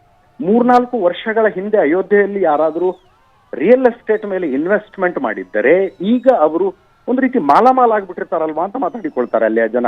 3-4 ವರ್ಷಗಳ ಹಿಂದೆ 1 ಕೋಟಿ ರೂಪಾಯಿ ಇನ್ವೆಸ್ಟ್ಮೆಂಟ್ ಅನ್ನು ಯಾರಾದ್ರೂ ಈ ರಾಮ ಮಂದಿರದ ಕಾಮಗಾರಿ ಶುರುವಾಗೋದಕ್ಕಿಂತ ಮುಂಚೆ 1 ಕೋಟಿ ಇನ್ವೆಸ್ಟ್ಮೆಂಟ್ ಮಾಡಿದ್ರೆ ಈಗ ಅದು ಸಹಜವಾಗಿ 10 ಕೋಟಿ ರೂಪಾಯಿ ಆಗಿರುತ್ತೆ ಅಂತ. 10 ಪಟ್ಟು ಅಯೋಧ್ಯೆಯ ರಿಯಲ್ ಎಸ್ಟೇಟ್ ಬೆಳೆದಿದೆ. ಈ ರೀತಿಯಾದಂತಹ ಚರ್ಚೆಗಳು ಊರಿನ ತುಂಬಾ ಕೇಳಿ ಬರ್ತವೆ ಪ್ರತಿಮಾ. ನಿಜ. ಅಂದ್ರೆ ಅಜಿತ್, ಈಗ ಗಮನಿಸ್ತಾ ಹೋದ್ರೆ ನಾವು ಎಲ್ಲೋ ಒಂದು ಕಡೆ ಒಂದು ಇಂಡಸ್ಟ್ರಿ ಆಯ್ತು, ಫ್ಯಾಕ್ಟ್ರಿ ಆಯ್ತು, ಅದು IT ಕಂಪನಿ ಬಂತು ಅಂತಂದ್ರೆ ಆ ಊರಿನ ಚಿತ್ರಣ ಬದಲಾಗತ್ತೆ, ಆ ನಗರದ ಚಿತ್ರಣ ಬದಲಾಗತ್ತೆ. ಆದ್ರೆ ಒಂದು ಮಂದಿರ, ಕೋಟಿ ಜನರ ಭಕ್ತಿಯ ಮೂಲ ಕೇಂದ್ರ ಆಗಿರುವಂತಹ ರಾಮ ಮಂದಿರ ಈಗ ಇಷ್ಟು ದೊಡ್ಡ ಪ್ರಮಾಣದಲ್ಲಿ ಹಾಗಿದ್ರೆ ಜನರ ಬದಲಾವಣೆಗೆ, ಅವರ ಬದುಕಿನ ಬದಲಾವಣೆ ಕಾರಣ ಆಗಿದೆ ಅನ್ನೋದು ಸ್ಪಷ್ಟವಾಗಿ ಕಾಣಿಸ್ತಾ ಇದೆ ಅಂತ ಅಯೋಧ್ಯೆಯಲ್ಲಿ. ಏನ್ ಮಾಡಬಹುದು ಅನ್ನೋದಕ್ಕೆ ಎಸ್ ತುಂಬಾ ಸ್ಪಷ್ಟವಾಗಿ ಕಾಣಿಸ್ತಾ ಇದೆ. ಮೂಲಸೌಕರ್ಯ ಅಭಿವೃದ್ಧಿಗೆ 17,000 ಕೋಟಿ ರೂಪಾಯಿ ಖರ್ಚು ಅನ್ನೋದು 17,000 ಕೋಟಿ ಎಲ್ಲಿ ಹೋಗುತ್ತೆ ಅಂದ್ರೆ ಅದು ಅಯೋಧ್ಯೆಯಲ್ಲೇ ಖರ್ಚಾಗುತ್ತೆ. ಅಯೋಧ್ಯೆಯ ಸಣ್ಣ ಪುಟ್ಟ ಕಾಂಟ್ರಾಕ್ಟ್ ತಗೊಂಡಿದ್ದಾರೆ, ಅಲ್ಲಿಂದ ವಸ್ತುಗಳ ಖರೀದಿ ಆಗ್ತವೆ. ಈಗ 3,500 ಕೋಟಿ ರೂಪಾಯಿಯ ರಾಮ ಮಂದಿರ ನಿರ್ಮಾಣ ಅಂತಂದ್ರೆ 3,500 ಕೋಟಿ ರೂಪಾಯಿ ಎಲ್ಲೆಲ್ಲಿ ಹೋಯ್ತು ಅಂತ ಯೋಚನೆ ಮಾಡಿದ್ರೆ ನೇರ 90ರಿಂದ 100 ಕೋಟಿ ಚಿಕ್ಕಬಳ್ಳಾಪುರಕ್ಕೆ ಬಂದಿದೆ ಆ 3,500 ಕೋಟಿಯಲ್ಲಿ. ಯಾಕಂದ್ರೆ ಬೇಸ್ಮೆಂಟ್ಗೆ ಹಾಕಲಾದಂತಹ 17,000 ಗ್ರಾನೈಟ್ ಕಲ್ಲುಗಳ ಕಾಂಟ್ರಾಕ್ಟ್ ತಗೊಂಡಿದ್ದು ಬೆಂಗಳೂರಿನವರು, ಅವ್ರು ಚಿಕ್ಕಬಳ್ಳಾಪುರದಿಂದ ಅದನ್ನ ಸಪ್ಲೈ ಮಾಡಿದ್ದಾರೆ, ನೇರವಾಗಿ ಅಲ್ಲಿಗೆ ಬಂದಿದೆ. ಈಗ ಎಲೆಕ್ಟ್ರಿಕಲ್ ವರ್ಕ್ಸ್ ಪೂರ್ತಿ ಕಾಂಟ್ರಾಕ್ಟ್ ಸಿಕ್ಕಿರೋದು ರಾಜೇಶ್ ಶೆಟ್ಟಿ ಅನ್ನುವಂತ ಇನ್ನೊಬ್ಬ ಕನ್ನಡಿಗರಿಗೆ. ರಾಜೇಶ್ ಶೆಟ್ಟಿ ಅವರ ಸುಮಾರು 60-70 ಜನ ಅಲ್ಲಿ ಕೆಲಸ ಮಾಡ್ತಾ ಇದ್ದಾರೆ. ಆ ಮಾರ್ಗದ ಮೂಲಕ ಬಂದಿದೆ. ಅಂದ್ರೆ ಫೈನಾನ್ಷಿಯಲಿ ಟರ್ನ್ ಓವರ್ಗಳು ಹೆಂಗಾಗ್ತವೆ ಅನ್ನೋದು ಇದಕ್ಕೆ ಉದಾಹರಣೆ. ಇವತ್ತು ಭಾರತೀಯ ವ್ಯಾಪಾರಿಗಳ ಒಕ್ಕೂಟದ ಒಂದು ಸ್ಟೇಟ್ಮೆಂಟ್ ಅನ್ನ ನೋಡ್ತಾ ಇದ್ದೆ ನಾನು. ರಾಮ ಮಂದಿರದ ಉದ್ಘಾಟನೆ ಅನ್ನೋದು ದೇಶದಾದ್ಯಂತ ಒಟ್ಟು 50,000 ಕೋಟಿ ರೂಪಾಯಿಗಳ ಬಿಸ್ನೆಸ್ಗೆ ನಾಂದಿ ಹಾಡುತ್ತೆ ಅನ್ನುವ ಮಾತನ್ನ ಅವ್ರು ಹೇಳ್ತಾ ಇದ್ರು. 50,000 ಕೋಟಿಯ ಬಿಸ್ನೆಸ್ಗೆ ನಾಂದಿ ಹಾಡುತ್ತೆ ಅಂತ. So that looks like a good model ಅಲ್ವಾ? ನಿಜ. ಅಂದ್ರೆ ಒಟ್ಟಾರೆ ಈಗ ರಾಮನೊಂದಿಗಿದ್ದಂತಹ ಮನಸ್ಸಿನ ಕನೆಕ್ಟ್ ಈಗ ರಾಮ ಜನ್ಮಭೂಮಿ ಅಯೋಧ್ಯೆಯೊಂದಿಗೆ ಎಲ್ಲ ರೀತಿಯಲ್ಲೂ ಕನೆಕ್ಟ್ ಆಗೋದಕ್ಕೆ ಬೇಕಾದ ಸೌಲಭ್ಯ, ಅಂದ್ರೆ ಈಗ ಏರ್ಪೋರ್ಟ್ ಇರ್ಬೋದು, ರೈಲ್ವೆ ನಿಲ್ದಾಣ ಇರ್ಬೋದು, ಜೊತೆಗೆ ಹೊಸ ರೈಲುಗಳನ್ನು ಚಾಲನೆ ಕೊಡ್ತಾ ಇರೋದಿರ್ಬೋದು. Connectivity is improved a lot ಅನ್ನೋದಕ್ಕೆ, ಅದ್ರ ಜೊತೆಗೆ ಅದನ್ನು ಇನ್ನೂ ಇಂಪ್ರೂವ್ ಮಾಡೋದಕ್ಕೆ ಎಲ್ಲ ವ್ಯವಸ್ಥೆಯಲ್ಲಿ ಆಗ್ತಾ ಇರೋದು ಕಂಡು ಬರ್ತಾ ಇದೆ. ಇದು ಬಹಳ ದೊಡ್ಡ ಪ್ರವಾಸೋದ್ಯಮ ಆಗೋದ್ರಲ್ಲಿ ಯಾವ ಸಂಶಯ ಇಲ್ಲ ಅಲ್ವಾ? ಅಲ್ಲ, ಪ್ರವಾಸೋದ್ಯಮ ಅಂದ್ರೆ ಧಾರ್ಮಿಕ ಪ್ರವಾಸೋದ್ಯಮಕ್ಕೆ ಭಾರತದಲ್ಲಿ ಎಷ್ಟೆಲ್ಲ ಸ್ಕೋಪ್ಗಳಿದೆ, ಏನೇನು ಮಾಡಬಹುದು ಅನ್ನೋದಕ್ಕೆ ಈ ಕಾಶಿ ಮತ್ತು ಅಯೋಧ್ಯೆ 2 ಎಕ್ಸಾಂಪಲ್ ಅಂತ ಅನ್ಸುತ್ತೆ and connectivity is a game changer. ಈಗ ಬೆಂಗಳೂರಿನಲ್ಲಿ ಕುಳಿತಿರುವಂತವರಿಗೆ ಒಂದು ಸಲ ಅಯೋಧ್ಯೆಗೆ ಹೋಗ್ಬೇಕು, ದರ್ಶನ ಮಾಡ್ಕೋಬೇಕು ಅಂತ ಇರುತ್ತೆ. ಜಸ್ಟ್ ಇಮ್ಯಾಜಿನ್, ನಾವು ಅಂದ್ರೆ ಲಖನೌದಲ್ಲೂ ವಿಮಾನ ಇಲ್ಲ, ದೆಹಲಿಗೆ ಹೋಗಿ ದೆಹಲಿಯಿಂದ ಅಯೋಧ್ಯೆಗೆ ಹೋಗ್ಬೇಕು ಅಂದ್ರೆ ಯಾರಪ್ಪ ಹೋಗ್ತಾರೆ ಅಂತ ಅನ್ಸುತ್ತೆ. ಲಖನೌ ಹೋಗಿ ಲಖನೌಯಿಂದ 150 ಕಿಲೋಮೀಟರ್, ಬಟ್ ರಸ್ತೆ ಬಹಳ ಕೆಟ್ಟದಾಗಿದೆ ಅಂದ್ರೆ ಒಮ್ಮೆ ಹೋಗಿ ಬಂದವ್ರು ರಸ್ತೆ ಬಹಳ ಕೆಟ್ಟದಾಗಿದೆ ಹೋಗೋದಕ್ಕಾಗೋದಿಲ್ಲ ಅಂತಂದ್ರೆ ಯಾರಪ್ಪ ಹೋಗ್ತಾರೆ ಅಂತ ಅನ್ಸುತ್ತೆ. ಆದ್ರೆ ಬೆಂಗಳೂರಿನಿಂದ ಟ್ರೈನ್ ಅಲ್ಲಿ ಕೂತ್ಕೊಂಡು ನೇರವಾಗಿ ಅಯೋಧ್ಯೆಯಲ್ಲಿ ಇಳಿಬಹುದು ಮತ್ತು ಅಯೋಧ್ಯೆಯಲ್ಲಿ ಇಳಿದ ತಕ್ಷಣ ಒಂದು ಫೀಲ್ ಗುಡ್ ಫ್ಯಾಕ್ಟರ್ ಸಿಗುತ್ತೆ ಅನ್ನುವಂತ ರೈಲ್ವೆ ನಿಲ್ದಾಣದಲ್ಲಿ ಒಂದು ಫೀಲ್ ಗುಡ್ ಫ್ಯಾಕ್ಟರ್ ಅನ್ನೋದು ಇರುತ್ತಲ್ಲ, ಅದು ಡೆಫಿನೆಟ್ಲಿ ಏನೋ ಮತ್ತಷ್ಟು ಪ್ರವಾಸಿಗರನ್ನ ಅಲ್ಲಿಗೆ ಹೋಗೋದಕ್ಕೆ ಎನ್ಕರೇಜ್ ಮಾಡುತ್ತೆ. ಈ ರೀತಿಯಾಗಿ ಒಂದು ಡೆವಲಪ್ಮೆಂಟ್ ಮಾಡೆಲ್ ಲುಕ್ಸ್ ಲೈಕ್ ಏನೋ ವಂಡರ್ಫುಲ್ ಮಾಡೆಲ್. ಪ್ರತಿಮಾ, ಕಾಶಿಯಲ್ಲಿ ಅದೇ ರೀತಿ ವರ್ಕ್ ಆಗಿದೆ. ಆದ್ರೆ ಕಾಶಿಗೂ ಅಯೋಧ್ಯೆಗೂ ಇರುವ ವ್ಯತ್ಯಾಸ ಅಂದ್ರೆ ಕಾಶಿಯಲ್ಲಿ ಸ್ಥಳೀಯರಿಗೆ ಉದ್ಯೋಗ ಮಾಡುವುದಕ್ಕೆ ಅಕ್ಕಪಕ್ಕದಲ್ಲಿ ಅನೇಕ ಅವಕಾಶಗಳಿದ್ವು, ಫ್ಯಾಕ್ಟರಿಗಳಿದ್ವು, ಬೇರೆ ಬೇರೆ ಇಂಡಸ್ಟ್ರಿಗಳಿದ್ವು. ಈ ಎಲ್ಲ ಕಾರಣಕ್ಕಾಗಿ ಸ್ಥಳೀಯ ಯುವಕ ಯುವತಿಯರಿಗೆ ಉದ್ಯೋಗದ ಕೊರತೆ ಅನ್ನೋದು ದೊಡ್ಡ ಮಟ್ಟದಲ್ಲಿ ಕಾಡ್ತಾ ಇರ್ಲಿಲ್ಲ. ಆದ್ರೆ ಅಯೋಧ್ಯೆಯಲ್ಲಿ ಅದಿತ್ತು. ಅಯೋಧ್ಯೆಯಲ್ಲಿ ಡಿಗ್ರಿ ಮುಗಿಸಿದಂಥವರು ಇನ್ವೇರಿಯಬಲಿ ದೊಡ್ಡ ಪಟ್ಟಣಗಳಿಗೆ ಕೆಲಸ ಮಾಡೋದಕ್ಕೆ ಹೋಗಲೇಬೇಕಾಗಿತ್ತು. ಅದನ್ನ ಹೊರತುಪಡಿಸಿದ್ರೆ ಬೇರೆ ಆಪ್ಷನ್ ಇರ್ಲಿಲ್ಲ ಅವ್ರ ಹತ್ರ. ಈಗ ವಾತಾವರಣ ಬದಲಾಗುತ್ತೆ. ಡೆಫಿನೆಟ್ಲಿ ಘರ್ವಾಪ್ಸಿ. ಎಸ್ ಎಸ್ ಅಜಿತ್, ಅಲ್ಲಿ ಕೆಲಸ ಮಾಡುವಂಥವ್ರು ಇರ್ಬೋದು ಅಥವಾ ಬೇರೆ ಬೇರೆ ಊರುಗಳಿಂದ, ದೇಶದ ಮೂಲೆಯಿಂದ ಬಂದಂಥವ್ರು ಇದ್ದಾರೆ. ಕನ್ನಡಿಗರು ಬಹಳಷ್ಟು ಜನರನ್ನು ತಾವು ಅಲ್ಲಿ ಮಾತನಾಡಿಸಿದ್ರಿ. ಅವರು ಅಲ್ಲಿ ಅಯೋಧ್ಯೆಯಲ್ಲಿ ಮೊದಲಿಗೆ ಬಂದಿಳಿದಾಗಿನ ಅನುಭವಕ್ಕೂ ಈಗ ಆಗ್ತಾ ಇರುವಂತಹ ಬದಲಾವಣೆಯೊಳಕ್ಕೆ ಅವರು ಒಬ್ಬರಾಗಿರೋದ್ರಿಂದಾಗಿ ಅವರ ಅನುಭವವನ್ನು ಕೇಳ್ತಾ ಇದ್ದಾಗ ಏನ್ ಅನಿಸ್ತಾ ಇತ್ತು ತಮಗೆ ಅಂತ, ಯಾವ ರೀತಿಯಾದಂತಹ ಅನುಭವ ಹಂಚ್ಕೊಳ್ತಾ ಇದ್ರು? ಬಹಳ ಅಂದ್ರೆ ಒಬ್ಬೊಬ್ಬರದು ಒಂದೊಂದು ರೀತಿಯ ಅನುಭವ. ನಾನು ರಾಮ ಮಂದಿರದ ಕಾಮಗಾರಿ ಆರಂಭದ ಸಂದರ್ಭದಲ್ಲಿ ಇದ್ದಂಥವ್ರನ್ನ ಮಾತಾಡಿಸ್ತಾ ಇದ್ದೆ. ಒಂದು ಪಾಳು ಬಿದ್ದ ಕಟ್ಟಡ ಇತ್ತು, ಆ ಕಟ್ಟಡದಲ್ಲಿ ಒಂದು ಜಾಗವನ್ನ ಮಾರ್ಕ್ ಮಾಡಲಾಯಿತು. ಆ ಜಾಗದಲ್ಲಿ ರಾಮ ಮಂದಿರ ನಿರ್ಮಾಣ ಆಗ್ಬೇಕು ಅಂತ ಅಲ್ಲಿ ಹಳೆ ಮನೆಗಳು, ಕುಸಿದು ಬಿದ್ದಂಥ ಬೇರೆ ಬೇರೆ ಕಟ್ಟಡಗಳು, ಗಿಡಗಂಟಿಗಳಿದ್ವು, ಪೊದೆಗಳಿದ್ವು. ಮೊದಲಿಗೆ JCB ತೆಗೆದುಕೊಂಡು ಹೋಗಿ ಆ ಜಾಗವನ್ನು ಕ್ಲೀನ್ ಮಾಡಬೇಕು ಅಂತ ಹೋದ್ರೆ ಪೊದೆಗಳಿಂದ ಮುಳ್ಳು ಹಂದಿಗಳು ಓಡಿ ಬರ್ತಾ ಇದ್ವು ಅನ್ನೋದನ್ನ ಹೇಳ್ತಾರೆ, ನೆನಪಿಸ್ಕೊಳ್ತಾ ಇದ್ವು. ಪೊದೆಗಳನ್ನು JCB ಇಂದ ಕ್ಲೀನ್ ಮಾಡೋದಕ್ಕೆ ಹೋದ್ರೆ ಮುಳ್ಳು ಹಂದಿಗಳು ಓಡೋಡಿ ಬರ್ತಾ ಇದ್ವು, ಹೆಗ್ಗಣಗಳು ಓಡಿ ಬರ್ತಾ ಇದ್ವು. ಅಲ್ಲಿಂದ ಈಗ ಈ ರಾಮ ಮಂದಿರದ ಜಾಗದ ತನಕ ಬರುವ ಜರ್ನಿಯನ್ನ ಎಕ್ಸ್ಪ್ಲೇನ್ ಮಾಡ್ತಾರೆ. ಮೊದಲಿಗೆ ಬಂದ್ರೆ ಹೊತ್ತು ಮುಳುಗಿದ ನಂತರ ಹೊಟ್ಟೆಗೆ ಹಸುವಾದ್ರೆ ತಿನ್ನೋದಕ್ಕೇನು ಸರಿಯಾಗಿ ಸಿಗ್ತಾ ಇರ್ಲಿಲ್ಲ. ಎಲ್ಲಿ ಒಂದು ರೂಮ್ ಮಾಡಬೇಕು ಅಂದ್ರೆ ಒಳ್ಳೆ ರೂಮ್ಗಳಿರ್ಲಿಲ್ಲ. ಅಲ್ಲಿಂದ ಇಲ್ಲಿಯ ತನಕದ ಬದಲಾದ ವಾತಾವರಣವನ್ನ ಎಕ್ಸ್ಪ್ಲೇನ್ ಮಾಡ್ತಾರೆ. ಅದನ್ನ ಕೇಳಿಸ್ಕೊಂಡ್ರೆ ಡೆಫಿನೆಟ್ಲಿ ರೋಮಾಂಚನ. ಪ್ರತಿಮಾ, ನಿಜ. ಈಗ ಆರಂಭಿಕ ಅಂತ ಅನ್ಸುತ್ತೆ, ವೈಭವದ ಆರಂಭ ಅಂತ ಅನಿಸ್ತಾ ಇದೆ. ನೋಡ್ತಾ ಹೋದ್ರೆ ಜನವರಿ 22ಕ್ಕೇನು ರಾಮಲಲ್ಲಾ ಮೂರ್ತಿ ಪ್ರತಿಷ್ಠಾಪನೆ ಆಗುತ್ತೆ. ಅದಕ್ಕಿಂತ ಮುಂದೆ ಇನ್ನಷ್ಟು ಕಾಮಗಾರಿಗಳಾಗೋದು ಕಾಣಿಸ್ತಾ ಇದೆ. ಹಾಗಿದ್ರೆ ಇದೆಲ್ಲವೂ ಮುಕ್ತಾಯ ಅನ್ನೋದಕ್ಕಿಂತ ಇನ್ನಷ್ಟು ಸಮರ್ಪಕವಾಗಿ ಆಗ್ಬೇಕು ಅಂತಂದ್ರೆ ಎಷ್ಟು ಕಾಲಾವಕಾಶ ಬೇಕಾಗ್ಬೋದು, ಏನ್ ಗುರಿ ಇದೆ ಅಂತ? ಪ್ರತಿಮಾ, ಅಂದ್ರೆ ಒಂದು ರಾಮ ಮಂದಿರ, ಇನ್ನೊಂದು ರಾಮ ಮಂದಿರ ಟೆಂಪಲ್ ಕಾಂಪ್ಲೆಕ್ಸ್ ಅಂತ ಕರೀತಾರೆ. ಆ ಟೆಂಪಲ್ ಕಾಂಪ್ಲೆಕ್ಸ್ ನ ಒಟ್ಟು ವಿಸ್ತೀರ್ಣ 73 ಎಕರೆ ಪ್ರದೇಶ ಅದು. ಅದರಲ್ಲಿ ರಾಮ ಮಂದಿರದ ಆ ಪ್ರಾಂಗಣದ ಒಳಗಡೆ ಇನ್ನು 6 ಮಂದಿರಗಳು, ಅದಾದ ನಂತರ ಅದರ ಸುತ್ತಲಿನ ಆವರಣದಲ್ಲಿ 7 ಮಂಟಪಗಳು, ಯಾತ್ರಿಗಳ ಫೆಸಿಲಿಟಿ ಕೇಂದ್ರ ಇತ್ಯಾದಿ ಎಲ್ಲ ಇದೆ. ಅದೆಲ್ಲವೂ ಕಂಪ್ಲೀಟ್ ಆಗ್ಬೇಕಂದ್ರೆ 3 ವರ್ಷ ಡೆಫಿನೆಟ್ಲಿ. ಈಗ 22ನೇ ತಾರೀಕು ಉದ್ಘಾಟನೆ ಆಗುವಂಥದ್ದು ರಾಮ ಮಂದಿರದ ಗ್ರೌಂಡ್ ಫ್ಲೋರ್ ಮಾತ್ರ. ಗ್ರೌಂಡ್ ಫ್ಲೋರ್ ಉದ್ಘಾಟನೆ ಆಗುತ್ತೆ ಮತ್ತು 6ನೇ ದಿವಸದಿಂದಲೇ ಭಕ್ತಾದಿಗಳಿಗೆ ದರ್ಶನಕ್ಕೆ ಅವಕಾಶವನ್ನ ಕಲ್ಪಿಸಲಾಗುತ್ತೆ. ಫಸ್ಟ್ ಫ್ಲೋರ್ ನ ಕಾಮಗಾರಿ ಹೆಚ್ಚು ಕಡಿಮೆ ಮುಗಿದಿದೆ. ಸೆಕೆಂಡ್ ಫ್ಲೋರ್ ನ ಕಾಮಗಾರಿ ಈಗ ಆರಂಭಗೊಂಡಿರುವಂತದ್ದು. ಮಂದಿರ ಆಸ್ ಸಚ್ ಪೂರ್ತಿ ಕಂಪ್ಲೀಟ್ ಆಗಬೇಕು ಅಂದ್ರೆ ಇನ್ನು 1 ವರ್ಷದ ಅವಧಿ ಇದೆ. ಸಂಪೂರ್ಣವಾಗಿ ಟೆಂಪಲ್ ಕಾಂಪ್ಲೆಕ್ಸ್ ಅಂತ ನಾನೇನ್ ಹೇಳಿದೆ, 73 ಎಕರೆ ಪ್ರದೇಶ, ಅದು ಯೋಜನೆಯ ಪ್ರಕಾರ ಕಂಪ್ಲೀಟ್ ಆಗಿ ಮುಗಿಯೋದು 2 ರಿಂದ 2.5 ವರ್ಷ ಸಮಯ ಬೇಕಾಗುತ್ತೆ ಅಂತ ಮಂದಿರ ನಿರ್ಮಾಣದಲ್ಲಿರುವಂತವ್ರು ಹೇಳ್ತಾರೆ. ಪ್ರತಿಮಾ, ಎಸ್, ಅಂದ್ರೆ ಕೈ ತುಂಬಾ ಕೆಲಸ, ಕಣ್ಣಿಗೂ ಹಬ್ಬ, ರಾಮರಾಜ್ಯ ಆಗೋದೊಂದು ಬಾಕಿನಾ ಅಂತ ಹಂಗ ಅನ್ನಿಸ್ತಾ ಇದೆ. ರಾಮರಾಜ್ಯ ಅಂದ್ರೆ ಒಂದು ಶುಭ ದಿನ, ಶುಭ ಮುಹೂರ್ತದಲ್ಲಿ ಆಗುವಂತದ್ದಲ್ಲ. It is a process. I think process has begun. Yes, definitely. Thank you so much Ajit ಎಲ್ಲ ಮಾಹಿತಿಗೆ. ಎಸ್, ಅಲ್ಲಿನ ಸಂಪೂರ್ಣ ಚಿತ್ರಣವನ್ನು ಕಟ್ಟಿಕೊಡ್ತಾ ಇದ್ರು ಅಜಿತ್. ಅಲ್ಲಿ ಹೇಗೆ ಗಲ್ಲಿಯಲ್ಲಿ ರಾಮನ ಜಪ ಮೊದಲಿನಿಂದಲೂ ಕೂಡ ಕೇಳಿ ಬರ್ತಾರಂತೆ. ಯಾಕಂದ್ರೆ ರಾಮನೊಂದಿಗೆ ಅಂಥದ್ದೊಂದು ನಂಟಿದೆ ಅಲ್ಲಿನ ಜನತೆಗೆ. ಆದರೆ ಆ ನಂಟು ಈಗ ದೇಶವ್ಯಾಪಿ. ಅಂದ್ರೆ ರಾಮ ಮಂದಿರವೇ ನಿರ್ಮಾಣವಾಗಿರುವಂತಹ ಹಿನ್ನೆಲೆಯಲ್ಲಿ ರಾಮ ಜನ್ಮಭೂಮಿಗೆ ಹೋಗೋವರಿಗೆ ಬೇಕಾದಂತಹ ಎಲ್ಲ ಸಕಲ ವ್ಯವಸ್ಥೆ, ಅನುಕೂಲ ಅದೆಲ್ಲವೂ ಕೂಡ ಸಾಧ್ಯವಾದಂತಹ ಹಿನ್ನೆಲೆಯಲ್ಲಿ ಇನ್ನಷ್ಟು ಅಭಿವೃದ್ಧಿ ಕಾರ್ಯಗಳಿಗೆ ಚಾಲನೆಯನ್ನು ಕೊಡೋದಕ್ಕೆ ಪ್ರಧಾನಿ ಬಂದಿರುವ ಹಿನ್ನೆಲೆಯಲ್ಲಿ ಇಷ್ಟು ದೊಡ್ಡ ಮಟ್ಟದಲ್ಲಿ ಅಲ್ಲಿ ಸ್ವಾಗತ, ಅದ್ಧೂರಿ ಸಿದ್ಧತೆ, ಭಾರಿ ಖುಷಿ ಎಲ್ಲವೂ ಕೂಡ ಅಲ್ಲಿ ಮನೆ ಮಾಡಿದೆ ಅಯೋಧ್ಯೆಯಲ್ಲಿ. ಅಯೋಧ್ಯೆಯ ದೃಶ್ಯವನ್ನು ನಾವು ನೋಡ್ತಾ ಇದ್ದೀವಿ.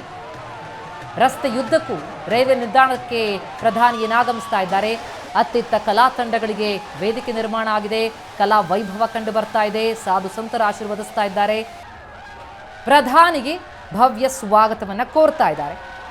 ಮಹರ್ಷಿ ವಾಲ್ಮೀಕಿ ವಿಮಾನ ನಿಲ್ದಾಣ, ಅಯೋಧ್ಯ ಧಾಮ್ ರೈಲ್ವೆ ನಿಲ್ದಾಣ, ಅಯೋಧ್ಯೆಯನ್ನು ಸಂಪರ್ಕಿಸೋದಕ್ಕೆ 2 ಅಮೃತ್ ಭಾರತ್ ರೈಲು, 6 ವಂದೇ ಭಾರತ್ ರೈಲು.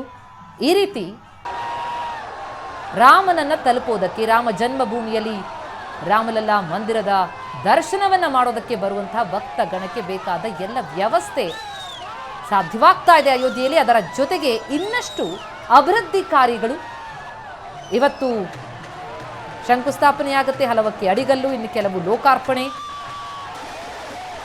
ಕೇಸರಿಮಯ ಆಗಿದೆ ಅಯೋಧ್ಯೆ ನಗರಿ. ರಸ್ತೆಯುದ್ದಕ್ಕೂ ಜೈ ಶ್ರೀರಾಮ್ ಘೋಷಣೆ ಕೇಳಿ ಬರ್ತಾ ಇದೆ ಪ್ರಧಾನಿ ರೋಡ್ ಶೋದಲ್ಲಿ.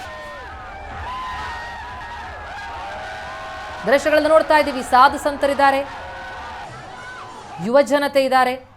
ಪ್ರಧಾನಿ ಸಾಗುವ ರಸ್ತೆಯಲ್ಲಿ ಭಾರಿ ಜನಸಾಗರ. 15,700 ಕೋಟಿ ರೂಪಾಯಿಯ ಯೋಜನೆಗೆ ಚಾಲನೆ ಇವತ್ತು ಅಯೋಧ್ಯೆಯಲ್ಲಿ ಸಿಗ್ತಾ ಇರುವಂಥದ್ದು ಪ್ರಧಾನಿಯಿಂದ. ಆದರೆ ಲೆಕ್ಕ ಹಾಕಿ ಯಾವ ಮಟ್ಟಿಗಿನ ಪ್ರಗತಿ, ಅಭಿವೃದ್ಧಿ ಅಯೋಧ್ಯೆಯಲ್ಲಿ ಸಾಧ್ಯವಾಗ್ತಾ ಇದೆ ಅನ್ನೋದನ್ನ. ಇದೆಲ್ಲದಕ್ಕೂ ಪ್ರಮುಖ ಕಾರಣ ಭವ್ಯ ರಾಮ ಮಂದಿರ ನಿರ್ಮಾಣ.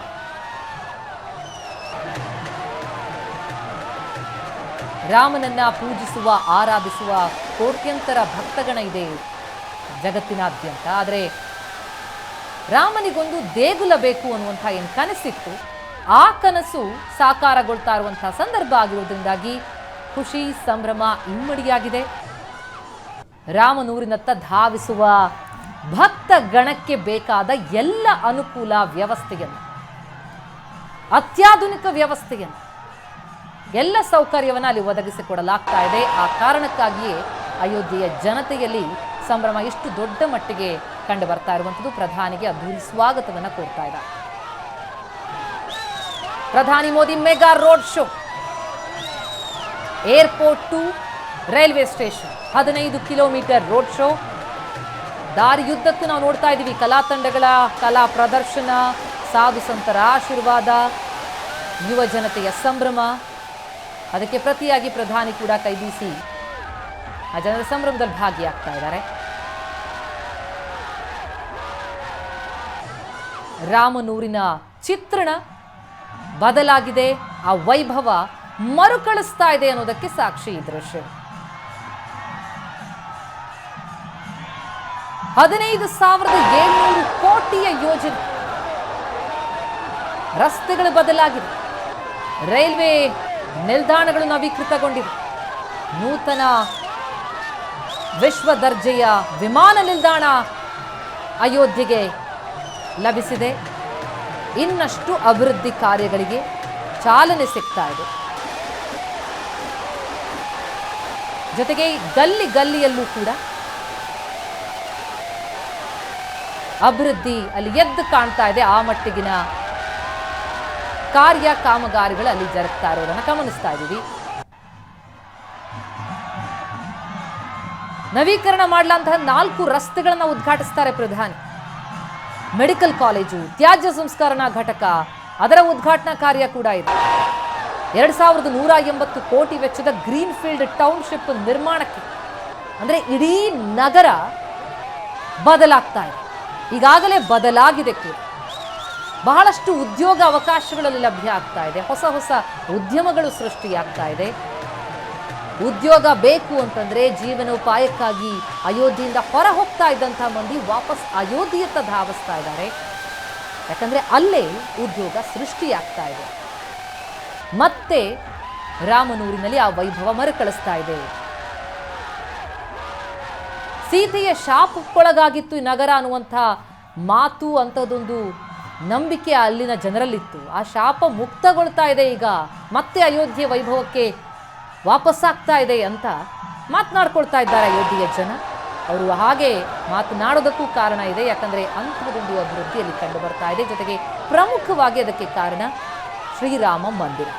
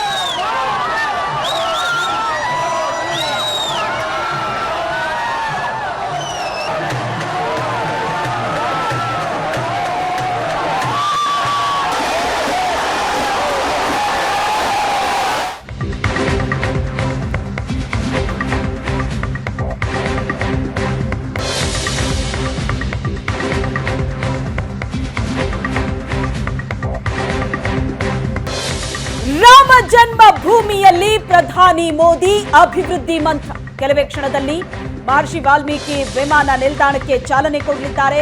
ವಿಮಾನ ನಿಲ್ದಾಣ ಉದ್ಘಾಟನೆಗೂ ಮುನ್ನ ಮೋದಿ ನಡೆಸ್ತಾ ಇರುವಂತಹ ರೋಡ್ ಶೋ, ಭರ್ಜರಿ ರೋಡ್ ಶೋ ನಡೆಸಿದ್ದಾರೆ ಪ್ರಧಾನಿ ನರೇಂದ್ರ ಮೋದಿ. 1450 ಕೋಟಿ ವೆಚ್ಚದ ಅಯೋಧ್ಯ ವಿಮಾನ ನಿಲ್ದಾಣ ಕೆಲವೇ ಕ್ಷಣದಲ್ಲಿ ಉದ್ಘಾಟನೆಯಾಗಲಿದೆ. ಅದಕ್ಕೂ ಮುಂಚಿತವಾಗಿ ನಡೀತಾ ಇರುವಂತಹ ರೋಡ್ ಶೋ ದೃಶ್ಯವನ್ನ ನೋಡ್ತಾ ಇದ್ರಿ. ಅಯೋಧ್ಯೆಯಿಂದ ನೇರ ಪ್ರಸಾರದ ದೃಶ್ಯ. ಇಡೀ ಅಯೋಧ್ಯ ಹೊಳಿತಾ ಇದೆ, ಕಂಗೊಳಿಸ್ತಾ ಇದೆ, ಮಧುವಣ ಗಿತ್ತಿಯಂತೆ ಸಿಂಗಾರಗೊಂಡಿದೆ.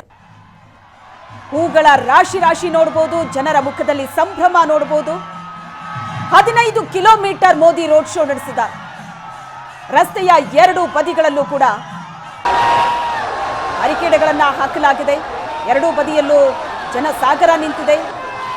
ಒಂದು ಕಡೆ ಕೇಸರಿ ಬಾವುಟ, ಕೇಸರಿ ಬಟ್ಟೆಯನ್ನ ತೊಟ್ಟು ಅದರ ಜೊತೆಗೆ ಬಿಜೆಪಿ ಧ್ವಜ ಕೂಡ ಅಲ್ಲಿ ರಾರಾಜಿಸ್ತಾ ಇದೆ. ಸಂಪೂರ್ಣ ಅಯೋಧ್ಯೆ ಕೇಸರಿಮಯವಾಗಿದೆ. ಸಾಧು ಸಂತರು ಜಮಾಯಿಸಿದ್ದಾರೆ.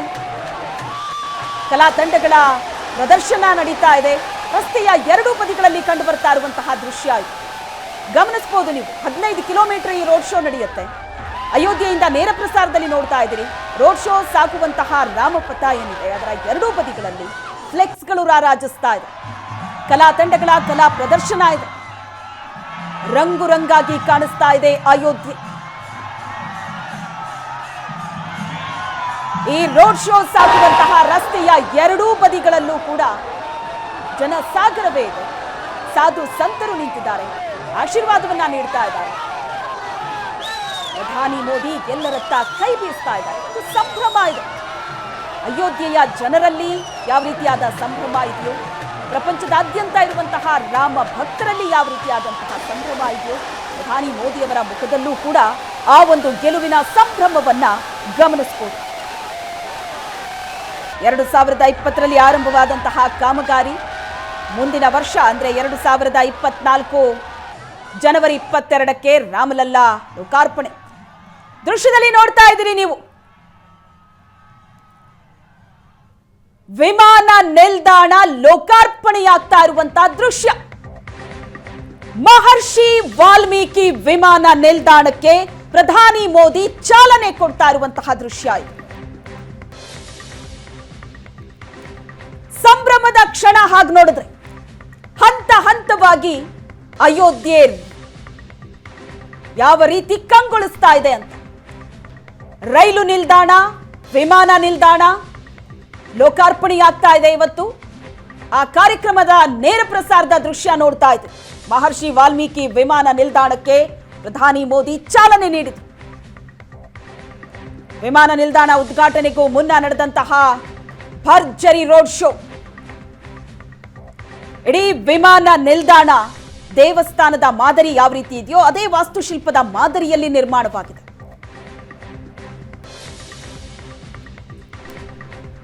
ಇಡೀ ವಿಮಾನ ನಿಲ್ದಾಣವನ್ನ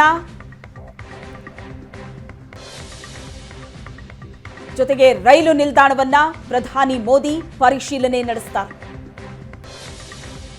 ಇವತ್ತು ಅಯೋಧ್ಯೆಯಲ್ಲಿ ರೈಲು ನಿಲ್ದಾಣ ಮತ್ತು ವಿಮಾನ ನಿಲ್ದಾಣ ಉದ್ಘಾಟನೆಯ ಜೊತೆಗೆ ಹಲವು ಯೋಜನೆಗಳಿಗೆ ಚಾಲನೆ ಸಿಗತ್ತೆ, ಹಲವು ಕಾಮಗಾರಿಗಳಿಗೆ ಚಾಲನೆ ಸಿಗತ್ತೆ. ಇದು ಆರಂಭ ಅಷ್ಟೇ. ಇನ್ನು ಬಹಳಷ್ಟು ಬೆಟ್ಟದಷ್ಟು ಕೆಲಸ ಅಯೋಧ್ಯೆಯಲ್ಲಿ ಆಗಬೇಕಾಗಿದೆ. ಅದಕ್ಕಾಗಿ ಫುಲ್ ಪ್ಲಾನ್ ಕೂಡ ಸಿದ್ಧಪಡಿಸಿದೆ ಸರ್ಕಾರ. ಅಯೋಧ್ಯೆಯಿಂದ ನೇರ ಪ್ರಸಾರದ ದೃಶ್ಯ ಆಯಿತು. ಹಲವು ಯೋಜನೆಗಳಿಗೆ ಇವತ್ತು ಅಯೋಧ್ಯೆಯಲ್ಲಿ ಚಾಲನೆ ಸಿಗುತ್ತೆ. ಮಹರ್ಷಿ ವಾಲ್ಮೀಕಿ ವಿಮಾನ ನಿಲ್ದಾಣಕ್ಕೆ ಚಾಲನೆ. ರೈಲು ನಿಲ್ದಾಣವನ್ನ ಪ್ರಧಾನಿ ಮೋದಿ ಈಗ ಉದ್ಘಾಟಿಸಿದ್ದಾರೆ. ಅದಾದ ನಂತರ ಮಹರ್ಷಿ ವಾಲ್ಮೀಕಿ ವಿಮಾನ ನಿಲ್ದಾಣಕ್ಕೆ ಚಾಲನೆ.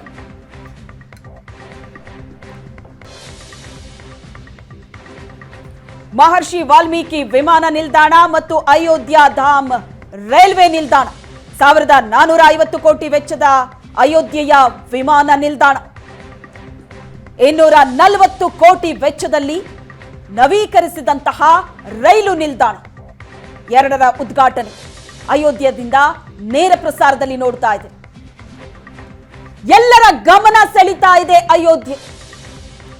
ಇಡೀ ದೇಶದ ಚಿತ್ತ, ಪ್ರಪಂಚದ ಮೂಲೆ ಮೂಲೆಯಲ್ಲಿರುವಂತಹ ರಾಮ ಭಕ್ತರ ಚಿತ್ತ ಈಗ ಅಯೋಧ್ಯೆಯತ್ತ ನೆಟ್ಟಿದೆ.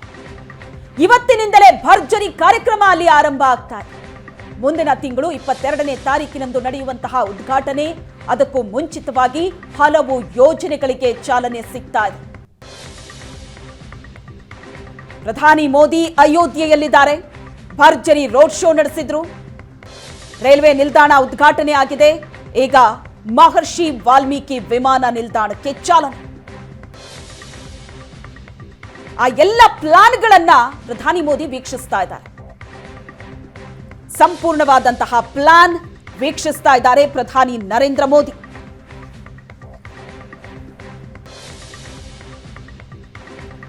ರೈಲ್ವೆ ನಿಲ್ದಾಣ ಯಾವ ರೀತಿ ಪ್ಲಾನ್ ಆಗಿದೆ, ಹೇಗೆ ಸಿದ್ಧಪಡಿಸಲಾಗಿದೆ, ಆ ಎಲ್ಲ ಪ್ಲಾನ್ಗಳನ್ನ ಅಲ್ಲಿ ವಿವರಿಸಲಾಗ್ತಾ ಇದೆ ಪ್ರಧಾನಿ ನರೇಂದ್ರ ಮೋದಿ ಅವರಿಗೆ. 240 ಕೋಟಿ ವೆಚ್ಚದಲ್ಲಿ ಅಯೋಧ್ಯಧಾಮ ರೈಲು ನಿಲ್ದಾಣ ರೆಡಿ ಆಗಿದೆ. ಬಹಳ ಸುಸಜ್ಜಿತವಾದಂತಹ ರೈಲ್ವೆ ನಿಲ್ದಾಣ ಇದು. ಅಯೋಧ್ಯೆಗೆ ಬರೋದಕ್ಕೆ ಜನ ಕಾತರದಿಂದ ಕಾಯ್ತಾ ಇದ್ದಾರೆ. ರಾಮ ಮಂದಿರದ ಉದ್ಘಾಟನೆ ಮುಂದಿನ ತಿಂಗಳು.